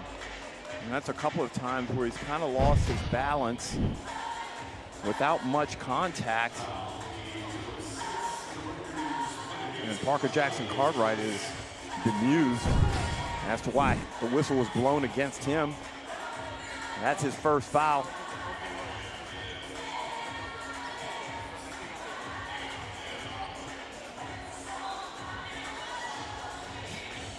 Inbound underneath, Sobey leaping and leaning. Well, I'll tell you what, Derek, you know what I like about when I wake up in the morning? What's that, Felix? I get to come and work with an NBL legend, Derek Rucker.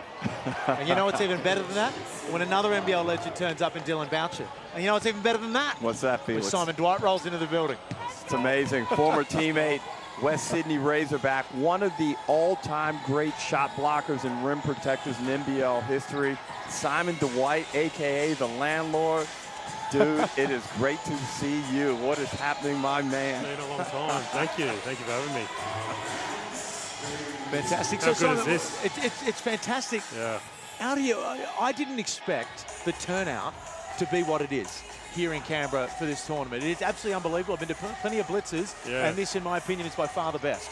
Yeah, I think Canberra and the surrounding region really flies under the radar as far as community support and participation. It's huge. It really is. Well, Simon, you started your career here with the Cannons, and Malik Lewis misses a deep one. Did a few years here, showed a lot of promise. Then you came over to West Sydney, where we joined in the inaugural season of the Razorbacks. And I think we played together 5 seasons. Yeah. Played with Bruce Bolden, John Riley, which we'll touch on Johnny shortly. Good times. What was Derek like as a teammate? I gotta say, he was tough. Tough to deal with? Tough to deal with. Yeah. You're well aware of the attitude. No, I am. Age as well, I'm sure. No, it was great. It was great. A tough market in Sydney. Great leader on the court with Derek, but we had a lot of very talented players and great leaders in their own right during those years. It was a fantastic time. PJC can't convert the finish there. Part of me, because we know he can do the impossible, thought he was going to try to go upstairs on that one. Maybe I was getting a little bit too worked up. Simon, these games have been high quality. No one really just throwing away results. You can see guys are out here trying to get themselves ready. And Davidson blocked by Hunter. And coaches, illegally. And coaches going out and trying to get their teams prepared, because when you see this level of team construction and build and the recruitment of high-level imports, the anxiety levels are up early. And you can feel that everyone is anticipating a really tough season, and you can't afford to give away days. Yeah, and certainly from the games that I've watched, it hasn't been just a turn-up-and-play type of deal. There's scouts here. There's a lot of pressure on this. It's, you know, this market here is ready for expansion as well, so the product is very important to demonstrate in Canberra what it can do. And I am super impressed. Yeah. It's funny because even right now, we played so many games here, Simon. Yeah. That energy doesn't change in the building. It still feels the same. I have a visceral reaction to being in here with the crowd. And you can start remembering the games that you've played and the joy and the agony. Yeah. Remember the Australia Day game? We're up 25 and we blow the lead. Oh, I remember that. Let's talk about it. Oh, but you, among others. If, you know, basketball, and eventually an NBL team will come back to Canberra. I think there's, you know, that's going to happen. I would prefer it happen sooner rather than later. Of course, I went to the AIS here in Canberra for 2 years and absolutely loved my time, and a lot of time spent at Mooseheads, and I'd love to do that as a commentator, coming to visit games here. But would you like to see if it came back to be just the Cannons? You know, just bring back the Canberra Cannons, don't overcomplicate it, and say, hey, we had a cool team here, we got a cool team again. Yeah, I really don't see any sense or reason why that wouldn't occur in that form with the name. It's so historic, it's so well known, the brand is huge in Australian basketball, and the success of the Cannons over those years really paved the way for that. So, you know, I'd love to see it back. As I said, I think the community support, not just in Canberra, but the huge surrounding region is there. The data of the NBL speaks for itself. You know, 1 million through the doors last year, 40 sellouts, just fantastic figures. And the commercial product, and what I've been surprised in is the confidence commercially in the NBL now is just extraordinary. Having come through the 90s and the 2000s, it was a more niche time. It was a niche sport then, but now it's nowhere near that. And I just love seeing how big it is and the strategic partnerships and alliances they have with the NBA and things like that. Just, it's fantastic to watch. So you, by your conversation there, it sounds like you watch the games pretty closely throughout the course of the season.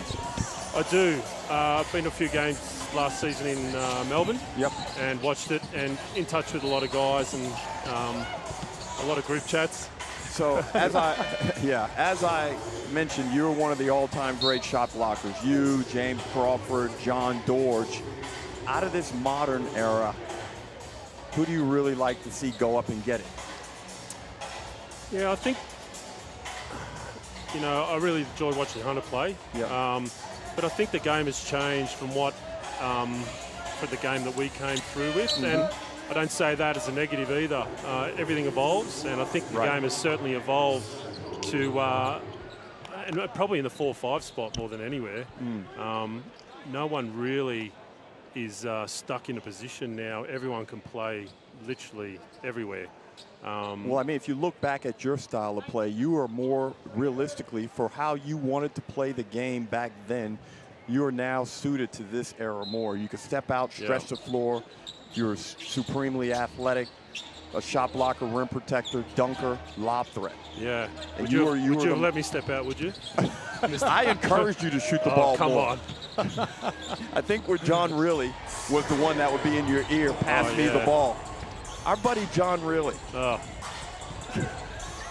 Jesus. Nice pass there by Blindberg. See, we talk about the change in the game. You've got a 6'10" guy working, wheeling and dealing on the three-point line and throwing dimes. Certainly is a different game, but it's funny how you know, the guys, Luke Longley's here, seeing him walk around. You know, I spent a bit of time with Mark Bradkey through knowing his son. There are some dudes, John Dorge, another guy that I used to go to the gym with. There are some guys where I might die if they set a screen on me. You know, even when I was playing, I was never fearful of my existence when coming over a screen. But if John Dorge came up to set a screen, any of these Mark Bradkey, any of these guys, that's potentially catastrophic. There were some big bodies around back then. There was. They were tough to play against. They took up a lot of room. And the game, obviously, from a refereeing point of view, was interpreted differently. But when you look around now, so, you know, I touched on John Really, head coach of the Perth Wildcats. Do you look at what he does and evaluate him? Or are you watching as a former teammate? Or are you watching as a fan? Because it is a unique experience watching someone in that position. It absolutely is. You know, I'm so happy for how he's progressed. I followed his career. He doesn't look like he's aged today. I don't know how that happened. He clearly doesn't. He doesn't get dressed up either. He looked old back then. I think that's what happened. He's always looked 65. But it's fantastic to see.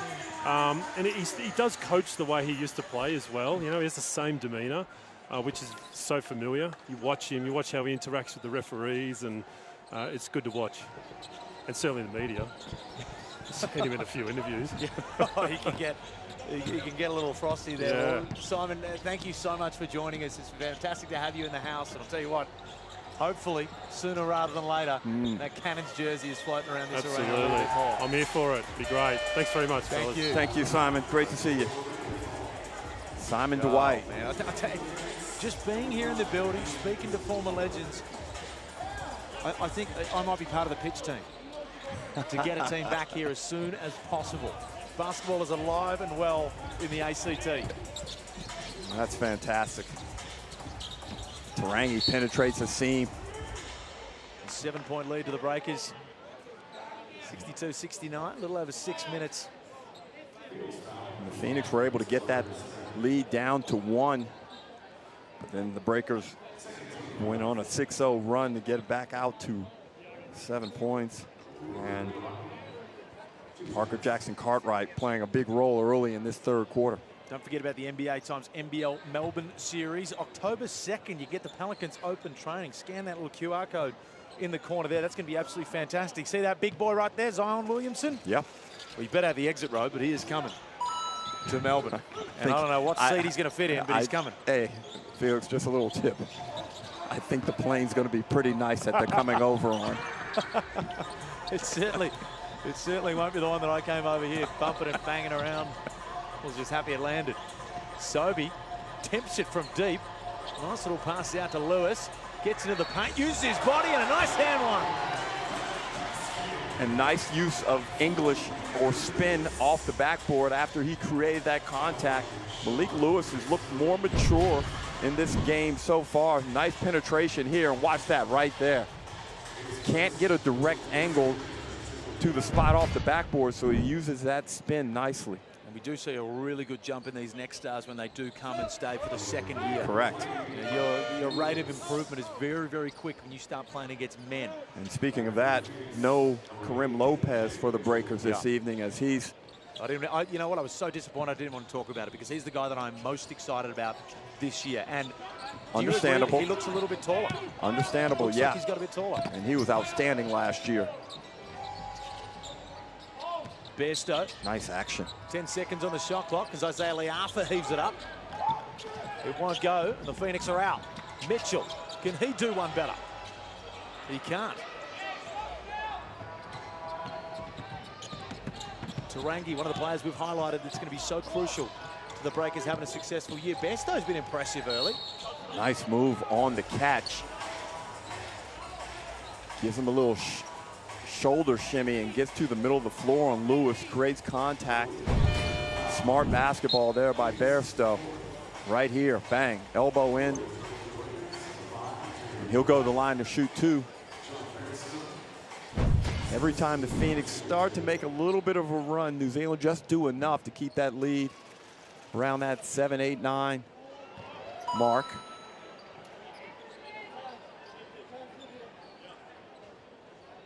Some big names in the crowd here. Nick Kyrgios, arguably one of the most, non-politically, one of the more famous names to come out of the ACT.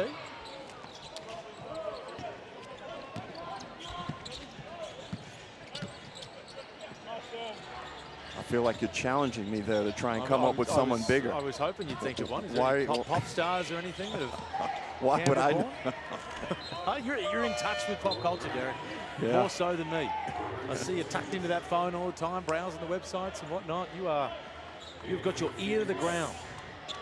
You bounce between states like a tennis ball.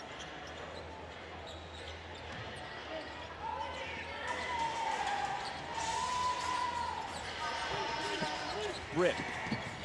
10 seconds on the shot clock. Now work the rim. Bairstow just getting himself through the lane at will. Yeah. Rip, 1 second. Heaves it up. Can't bank it in. Maldonado will push it the other way. Mitchell, good ball movement. Foxwell from deep. Can't cash that. Tarangi will rake it down. Tarangi with a size advantage on Foxwell, but we know how good he is with his hands. And it looks like Tarangi may have just tweaked that ankle slightly, and Foxwell remains down also. Rangi trying to find the seam. They had numbers. Didn't do a great job there, but the Breakers will retain possession of the basketball underneath the hoop. Yeah.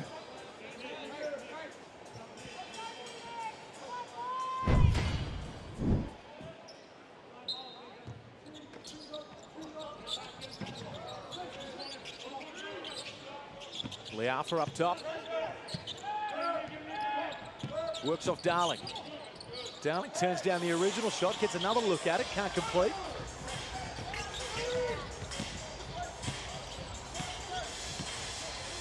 Mitchell.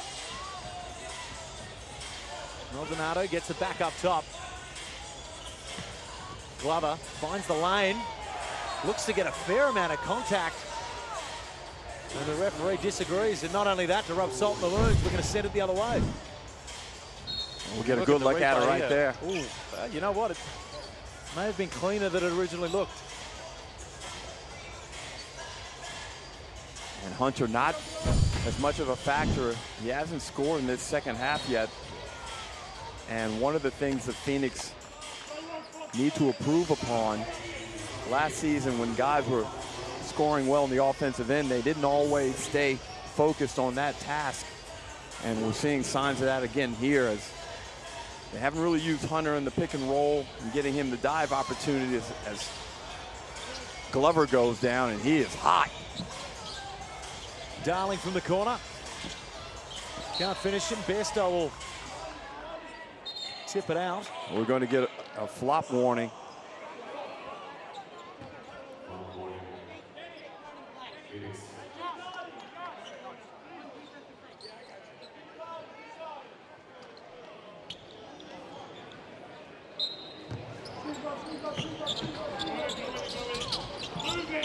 Liafa up top with a full shot clock. Gets into the paint, kicks it to Bairstow, who have his chance from the nail and cashes it in. And as you say, every time that the Phoenix just creep a little closer, the Breakers push it back out. 9-point lead for the Breakers as Maldonado gets into the paint. He gets it tipped away and Bairstow's out. Tarangi can't get the finish, but he'll draw the foul. Geordie Hunter might have got away with a professional foul, and that's what Petteri Capone.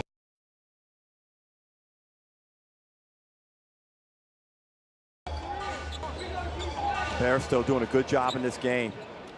Balanced basketball player. Looks like his three-point shot has improved. Oh, here we go. For those who want high-flying action, if there's anyone in the game right now that's going to give us a poster dunk, it's the man that just subbed in there, and Carlin Davidson. He can get above the ring. We had a little scare before. I thought he was going to baptize someone on the way through. Still plenty of game time to go. We've had so many close calls in the games I've done so far, Derek. And the Phoenix heavily relying on the three-point shot in this game. They've taken 27 of their 50 field goal attempts from beyond the arc. They're not shooting it that well at 33%. That'll be a foul on Darling.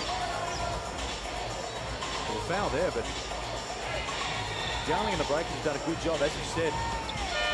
Geordie Hunter scoreless in this third quarter after having 17 points in the first half. They've done a good job of just slowing down that roll to the rim, getting the body in there. And the Phoenix haven't found a way to work around it. If you're loving the NBL action, you're going to be loving the WNBL as well. The season starts October 18th. Go and check out the W. Win a WNBL family season pass. That's nice. That's everyone. That's the whole family. There's no excuse then. Oh, I don't want to go. I can't leave the kids tonight. Oh, bad luck. You're going because the kids are coming too. It's going to be exciting WNBL season. Geordie Hunter finally gets a point. Nathan Sobey's a little too eager to get into the game and help fight this lead back. Gets dragged back.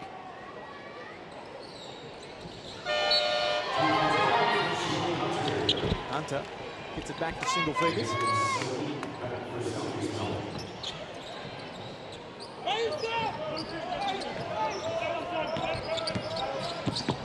Liafa pushes through the paint. Tarangi turns down the three, finds his feet again, and cashes it in.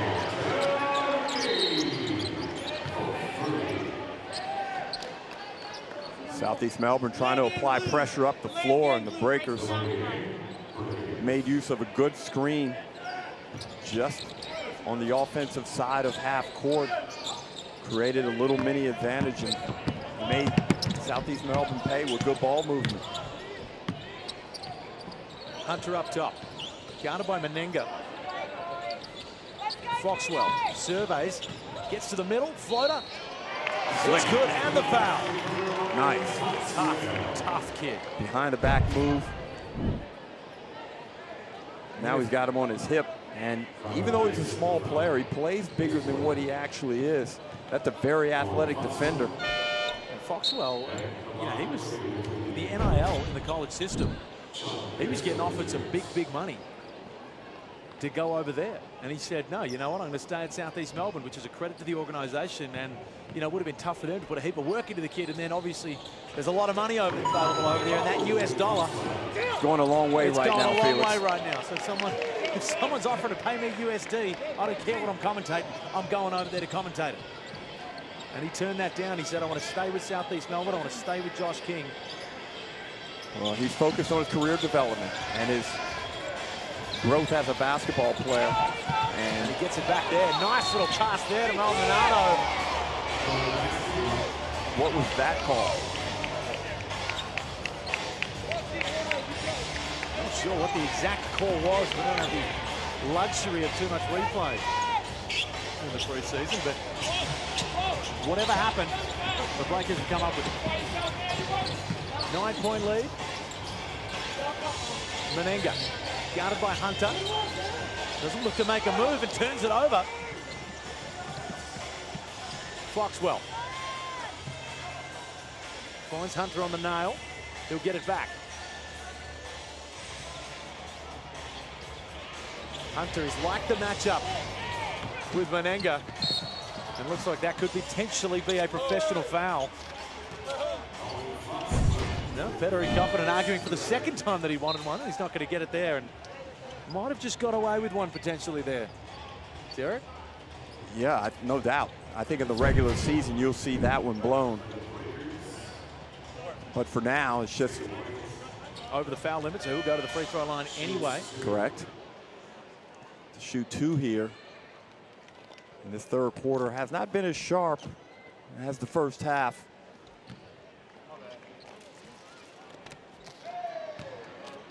Still some import firepower to come for Southeast Melbourne as well.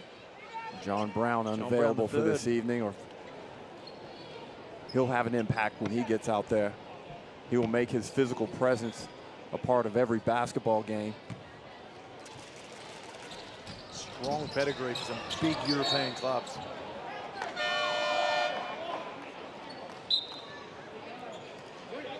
Loose ball will be tipped out.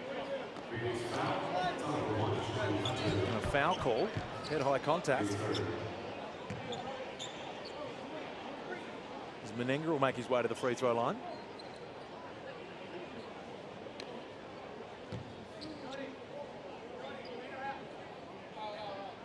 You know what I don't see too often, Derek, which saddens me?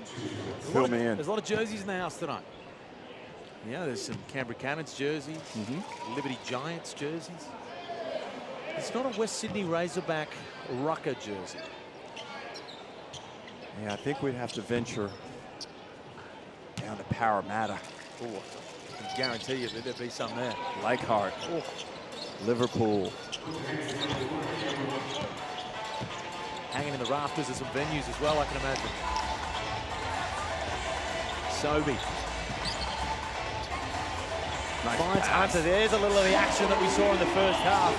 The Blades have done a great job of containing Geordie Hunter on the roll, but not good enough that time. Sobey threads the needle. Sobey, PJC. Menenga goes through the chest of Hunter all the way to the rim. Tough move. Before I interrupted you, Felix, I was going to say Sobey, very balanced, 10 points, 5 boards, and 5 assists. And I think he might have to play a little bit more point guard this season for Southeast Melbourne. Leinberg gets deep into the paint, can't find too much. Find Mitchell. 5 seconds on the shot clock. Works, pulls up. Can't connect. Menenga will chase it down. PJC too quick on the break. Gets up, under. Nice little duck pass there for Bairstow. And the break is looking smooth. We touched on it. When you have Parker Jackson Cartwright out there, one of the high-impact, brilliant players of our competition. And that would have been quite the matchup there, Weinberg on PJC, but he finds Mitchell instead, who's going to just put it in. 2-for-1 opportunity.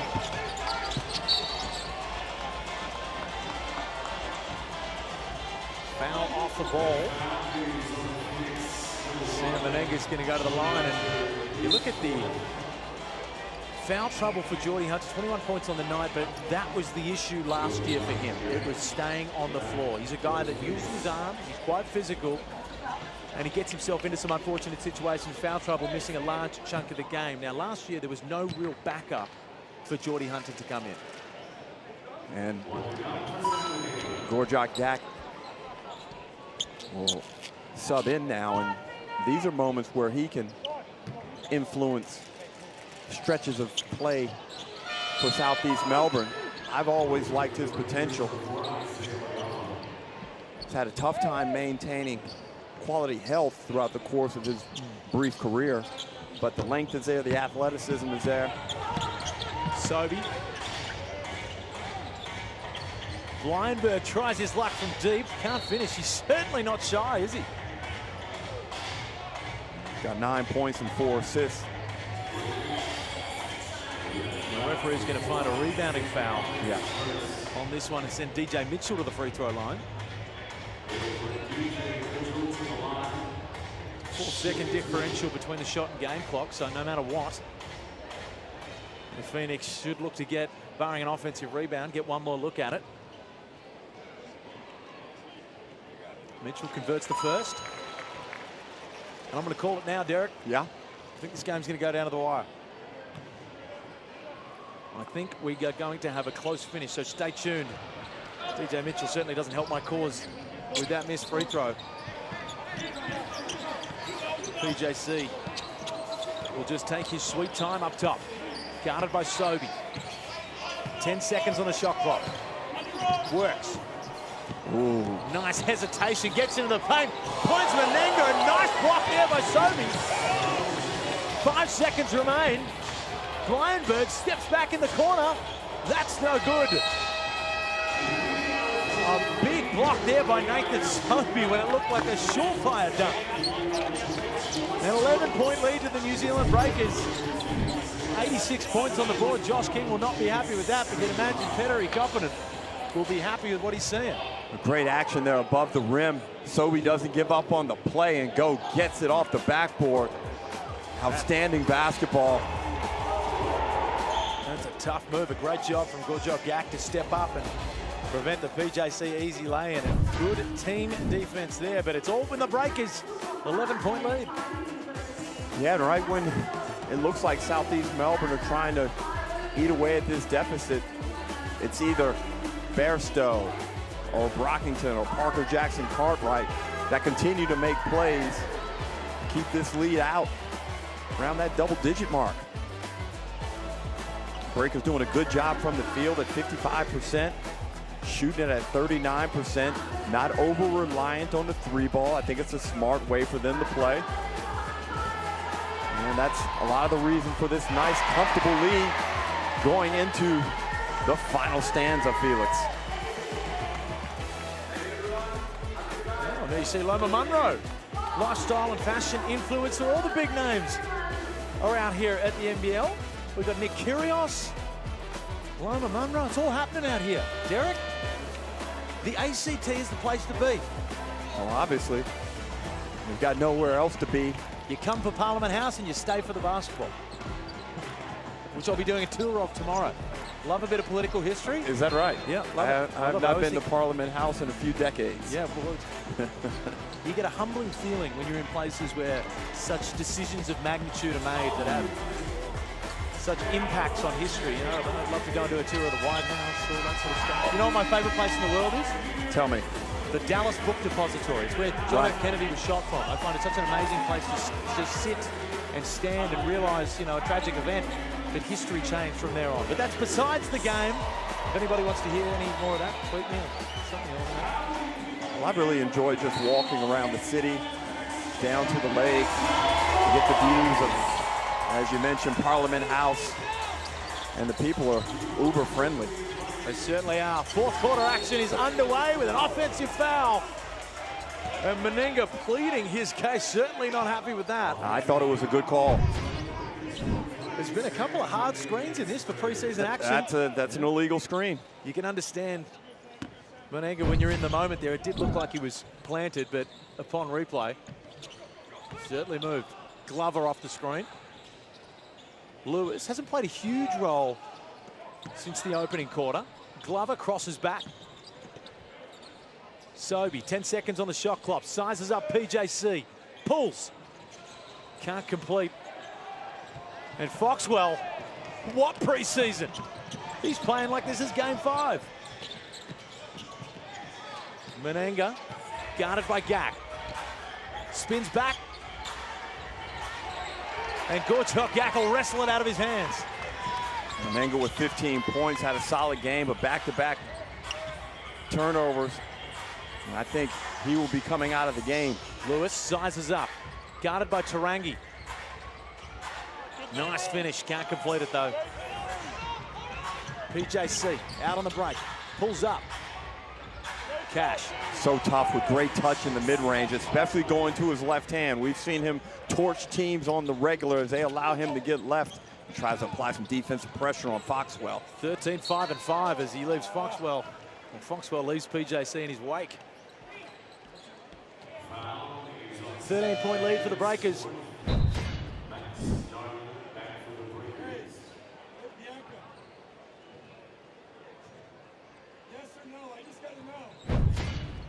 It looks like they've upgraded Nick Kyrgios to the courtside seats now.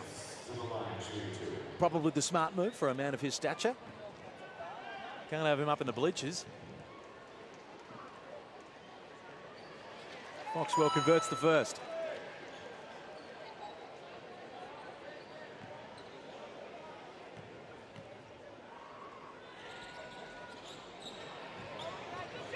Five players across the game currently sitting on 4 fouls. It's been a whistle-friendly game from the officials.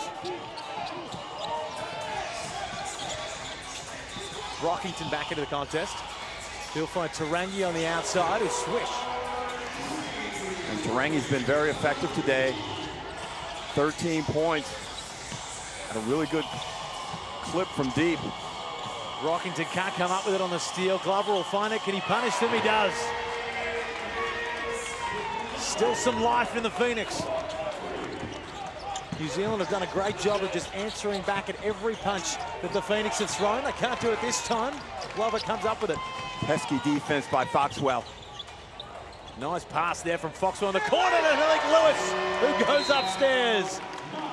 And a little run cuts the lead to 10 points. Still some life left in the Southeast Melbourne Phoenix. It may only be preseason, but let's get ourselves a good finish. Yeah, and it's incredible what a little bit of positive play can do for a team's morale. Now, as a collective, the Phoenix are up off the bench, feeling themselves in this ball game. Plenty of time left, Felix. Only a 10-point deficit now. And Lewis, the second-year next star, goes up off 2 feet, elevates, bang. I can't put an exact date on it or an exact game, but there was a point last year, and we see this with all next stars, where Malik Lewis realized, I'm pretty damn athletic and I'm pretty damn strong. And he just started to go towards the rim and not just try to finish it, but he tried to dunk it every single time he was going to the rim. He's at his best when he's doing that.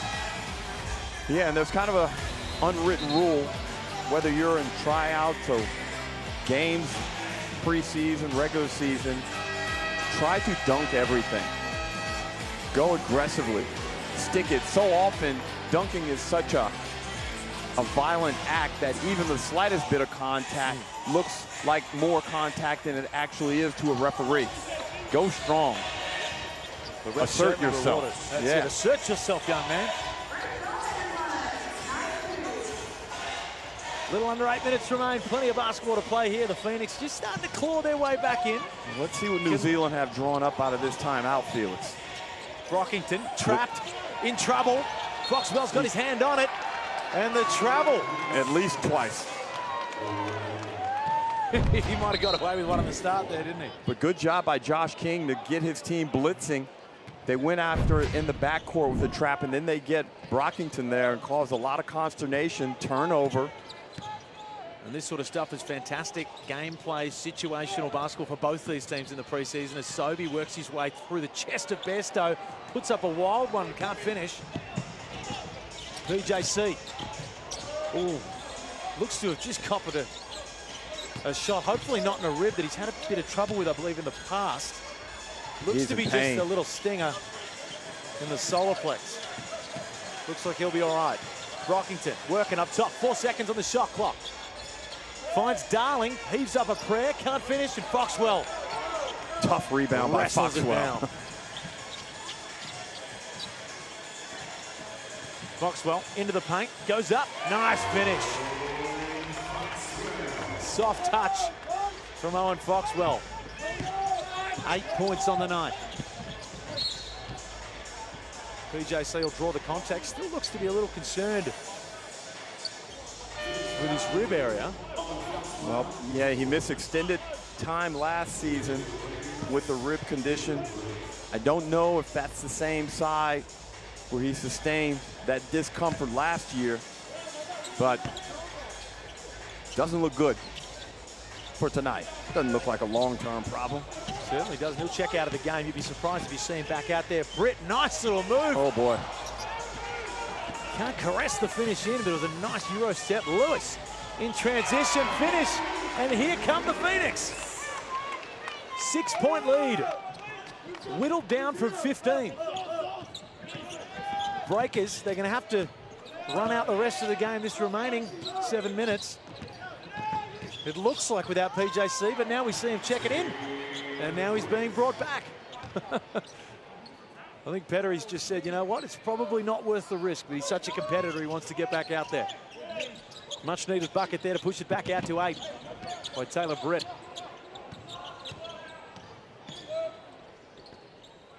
Lewis. Glover up top, pulls the trigger. Can't find the bottom of the rim. Can Nathan Sobey? He can't. And Maldonado gets right up. That was TJ Mitchell. Gets right up there, almost got the tip jam, but he'll go to the line. As Maldonado subs into the game for the Phoenix, and Davison for the Breakers.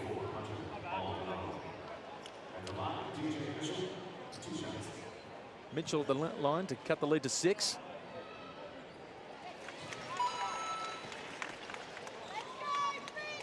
And let's see what Josh King has drawn up.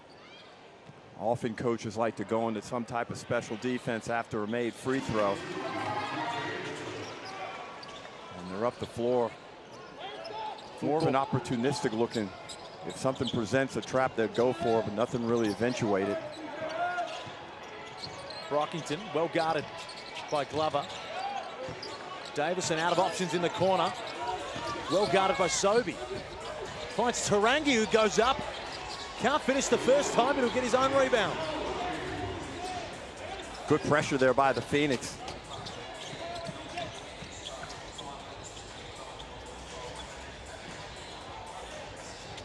Glover has the matchup on Britt, turns it down. Sobey in the corner. It'd be a big bucket for the Phoenix. Can't get it that time.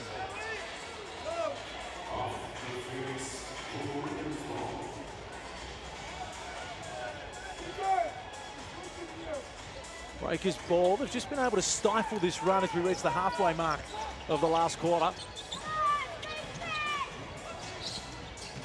Brockington gets in, draws the foul, gets the bucket. He'll go to the line to add another one.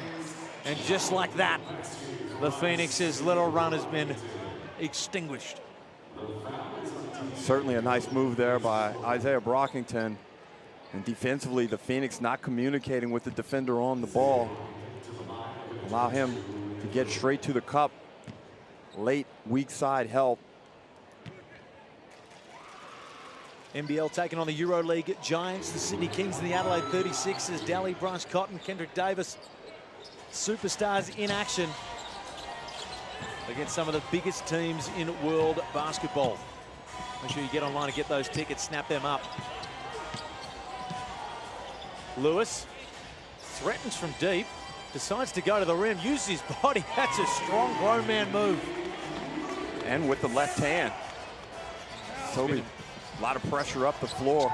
It's been impressive, Lewis. He's certainly showing a lot of development from that first year, as you'd expect from an ex-star. Pass. Nice back cut pass and a good strong finish from Max Darling.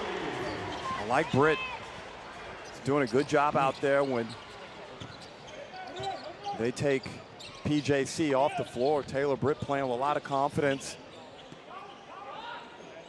4 points and 3 dimes, most importantly. Maldonado sizes up, steps back. Whoa. Finds Sobey, who goes from well outside.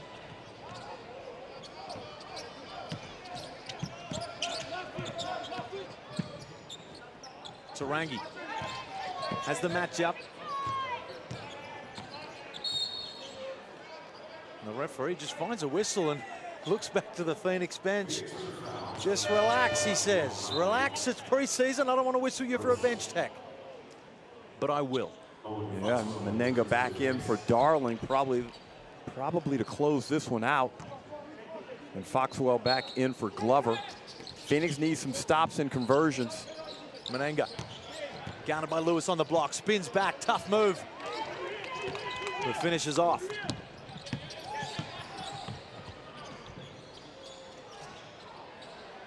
Oh, and Foxwell from the car park, probably not the shot that Josh King would have envisioned, but Maldonado's going to clean it up and get 3 points the old-fashioned way. Back-to-back deep threes without success from Sobey and Foxwell, but Maldonado sneaks up from behind, gets the steal.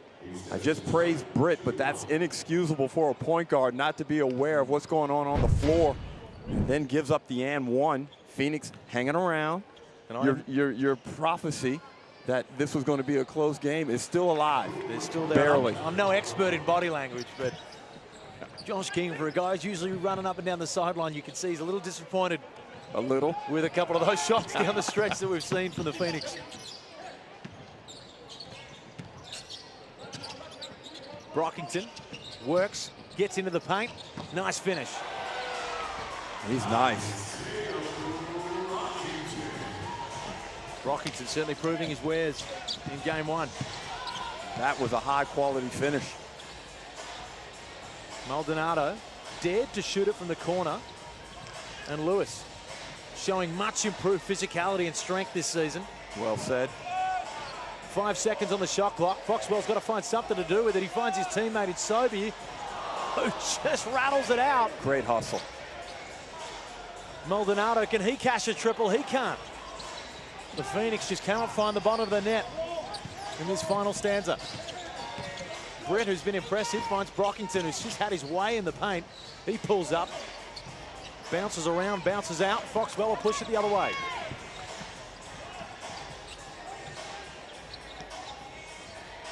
Maldonado, another chance for a triple and another miss. And they've really gone three-point happy. They've taken 43s in this basketball game at only a 25% success rate.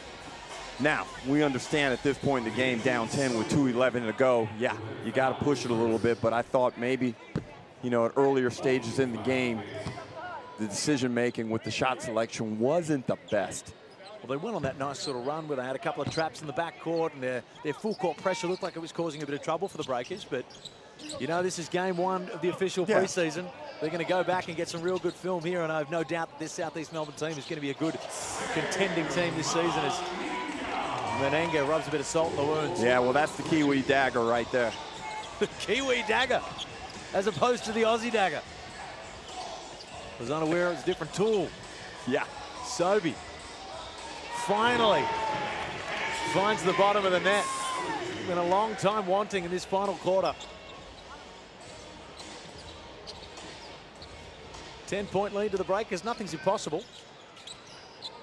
Ooh. And it looks like a travel there. Could have been an offensive foul as well. The Phoenix have shown some good signs with this full court pressure. And, you know, it's early days. Still plenty of time to go before the season proper. They'll get a chance here to cut the lead to single figures. A minute 45 left on the clock. Sobey turns down the three, finds Foxwell. Mitchell, cash that. Okay. 7-point lead. Timeout, Pettery confident in the breakers. Can the Phoenix pull off a remarkable comeback on night 3 of the CODE Sports Blitz? What do you think, Derek? Am I getting too excited for no reason? Am I a fool? No, I enjoy your passion, Felix. Is it based in reality? You know, we're looking at the numbers. The Phoenix could easily get another 5 or 6 possessions out of this, especially if they're able to create something here. And the Breakers right now are in a situation where do they advance the ball and take less on the shot clock, as we see great Phil Smythe in the house, former Canberra Cannons legend. That's a tough operator. That's Simon Dwight on the broadcast from the stories that I've heard. Phil Smythe, he was a floor general. Very, very tough guy. So the first, where will New Zealand elect to inbound the basketball from? I think I would take it to the full 24 at this point and inbound it from down on our baseline, which it looks like they will do. You just got to get through that pressure. Now you got to get through the pressure. That's the flip side. If I'm the Phoenix, I'm quite happy with them inbounding right there. And 7-point lead, a minute 39 remain. So they're going straight man to man. It doesn't look like they're in zone pressure. Let's see if they go for a trap at all. Brockington, closely guarded by Maldonado, finds a gap through. He'll go up. Good verticality from Lewis, but not good enough. Great finish. The Phoenix got what they wanted, forced New Zealand and Brockington to go early, but he was just too dynamic. Maldonado, the Phoenix need to move, and they need to move quick. DJ Mitchell can't finish that one. It'll go the other way. And my optimism is fading. It's a 3-possession game, Felix. Don't lose confidence. I'll never lose confidence. Well, I saw you with the cheetah today. Certainly, myself and Derek did go and meet a cheetah at the zoo today, and I won't be posting the videos because the still images tell a much better story. We look a lot braver. Oh, we're having a lot of fun over here in Canberra. Phoenix need a stop. Brockington He's working, tough. stepping back. Can't complete it, but a wide open offensive rebound for Ruben Tarangi. Brockington from the corner. Can't bury it. Mitchell will chase it down. 9-point lead. Mitchell turns down the three. Finds Foxwell in the corner. He buries it. 2-possession game. And the door slightly ajar. Go trap him. Even if it is only a broken hinge. Ooh. Britt gets into the paint. Phoenix almost come up with a stop there. The break is in absolutely no rush. 8 seconds on the shot clock. Menenga draws the foul, gets the bucket. He's been too strong all night. He's looking to look to take his tally to 21 points. They dump that ball down in the block, and Mitchell reaches in late. Menenga obviously very strong through the arms and the upper body, is able to finish. But for the Phoenix, on the flip side of this, it gives Josh King the opportunity to really coach hard over the next 24 hours about their defense and the need to be committed on that end of the floor. For both these teams, it's been a high-scoring preseason game. Yeah. If you're a coach, would you rather go into the preseason and have everything sort of working, going, and you don't really have many learning opportunities, or would you rather have all the errors right now and a lot of time to fix them? As Sobey turns down the prayer three, let Lewis have a go. He can't complete that. Maldonado will launch up another prayer. That's no good. Plenty of learnings for the Phoenix, but good-looking New Zealand Breakers. They're doing amazing things off the court. And if that could translate to some success on the court as well, this organisation under new ownership, Dylan Boucher at the helm as well. Fantastic signs for the New Zealand Breakers. Yeah, very offensive-centric basketball game between the Phoenix and the victorious New Zealand Breakers. A lot of positive signs for the Breakers. And the Phoenix, they understand they're a little bit behind the 8 ball at this NBL Blitz. But now Josh King has some points that he can hit on, as I mentioned, over the next 36 hours to try and get this team right. Most important part for the Phoenix is everybody comes out of this game healthy. Still 2 imports to come back in that lineup as well for the Phoenix, so it's a very different look unit that's going to be out there when the season proper rolls around. But man, impressed by the movement of the Breakers and impressed by the guys, the role players that they need to be performing. You can't just be too reliant on PJC, which it seemed last year they were. Yeah, well, you look, Bairstow came off the bench for 12. Tarangi was really good with 15. And of course, PJC is always going to play well and do what's required to help his team win. But Brockington was the star of this game with 22 points, 13 rebounds, 4 assists, and 3 steals. Woo. It's been a good blitz so far. We're on night 3. Don't worry, not far away. The Perth Wildcats and the Illawarra Hawks, the defending champions, against the new look Perth Wildcats with it. Hey, I hate to say it at 7:50. No Bryce Cotton out there for them. It's strange to look at. It feels wrong. Yeah, but I like what Perth is doing in reassembling. There's one thing we know about the Perth Wildcats is they are going to find a way. And they've got JLA on out there on that floor, so it's going to be very interesting. That game not far away. Thanks for tuning into the Code Sports NBL Blitz. We'll see you soon.